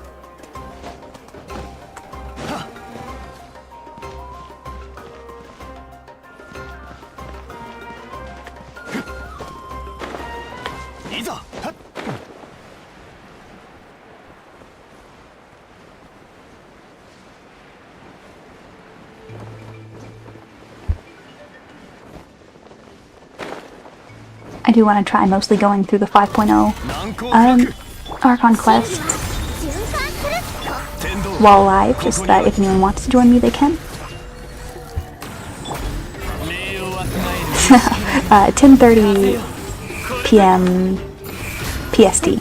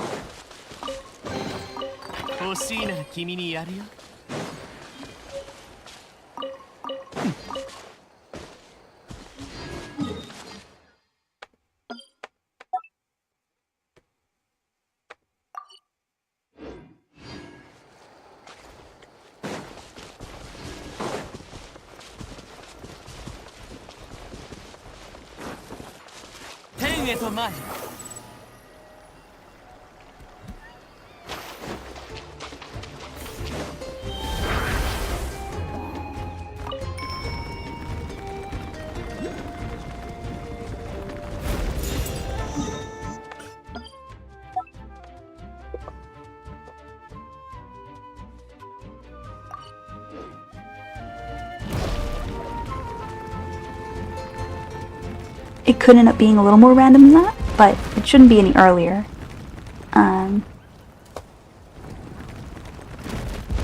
Yeah. Like I said, it's a very casual thing overall.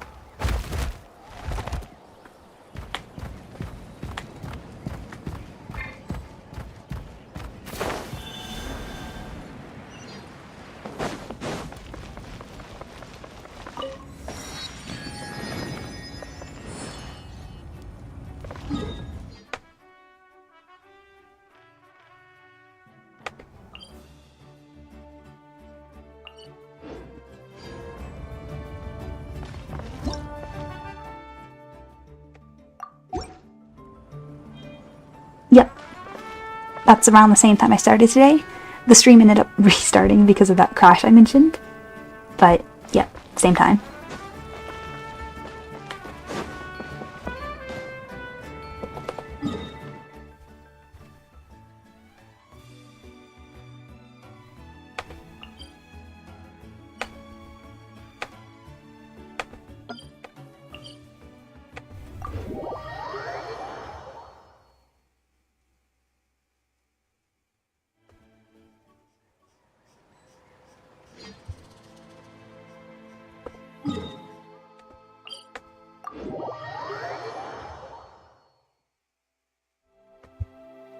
ついてこいなんて言ってない風よ。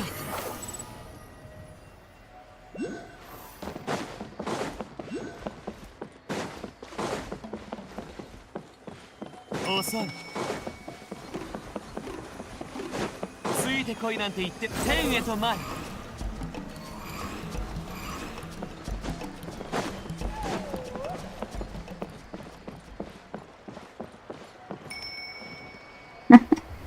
That's strange.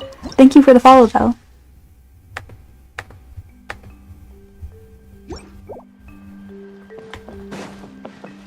I'm just going to collect whatever that reputation reward is, and then I'll be closing off for the night.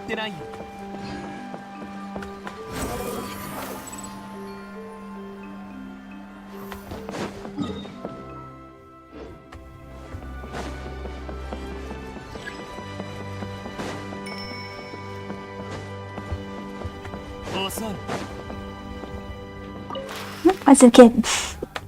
Since when were kids in lead of the Reputation Guild?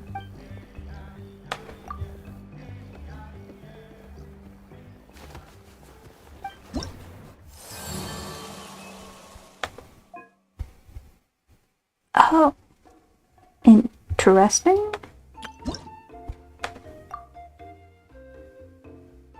Wow, this is too complicated for my late night brain to handle.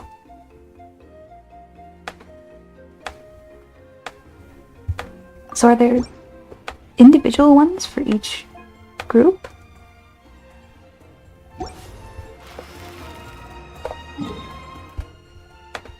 Yeah, I did go to the wrong place. Huh. It's kind of crazy. Thanks, Pico. You too.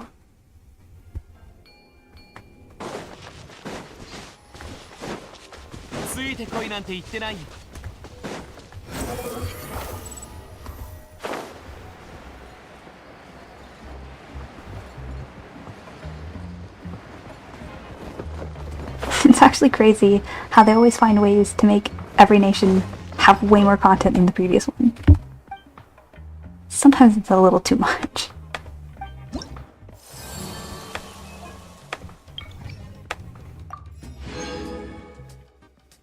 Oh wow, it really has.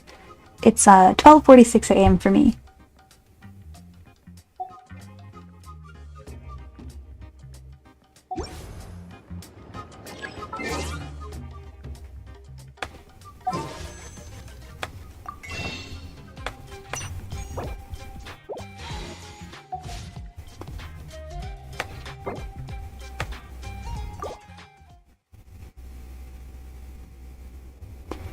Alright, that'll be it for tonight.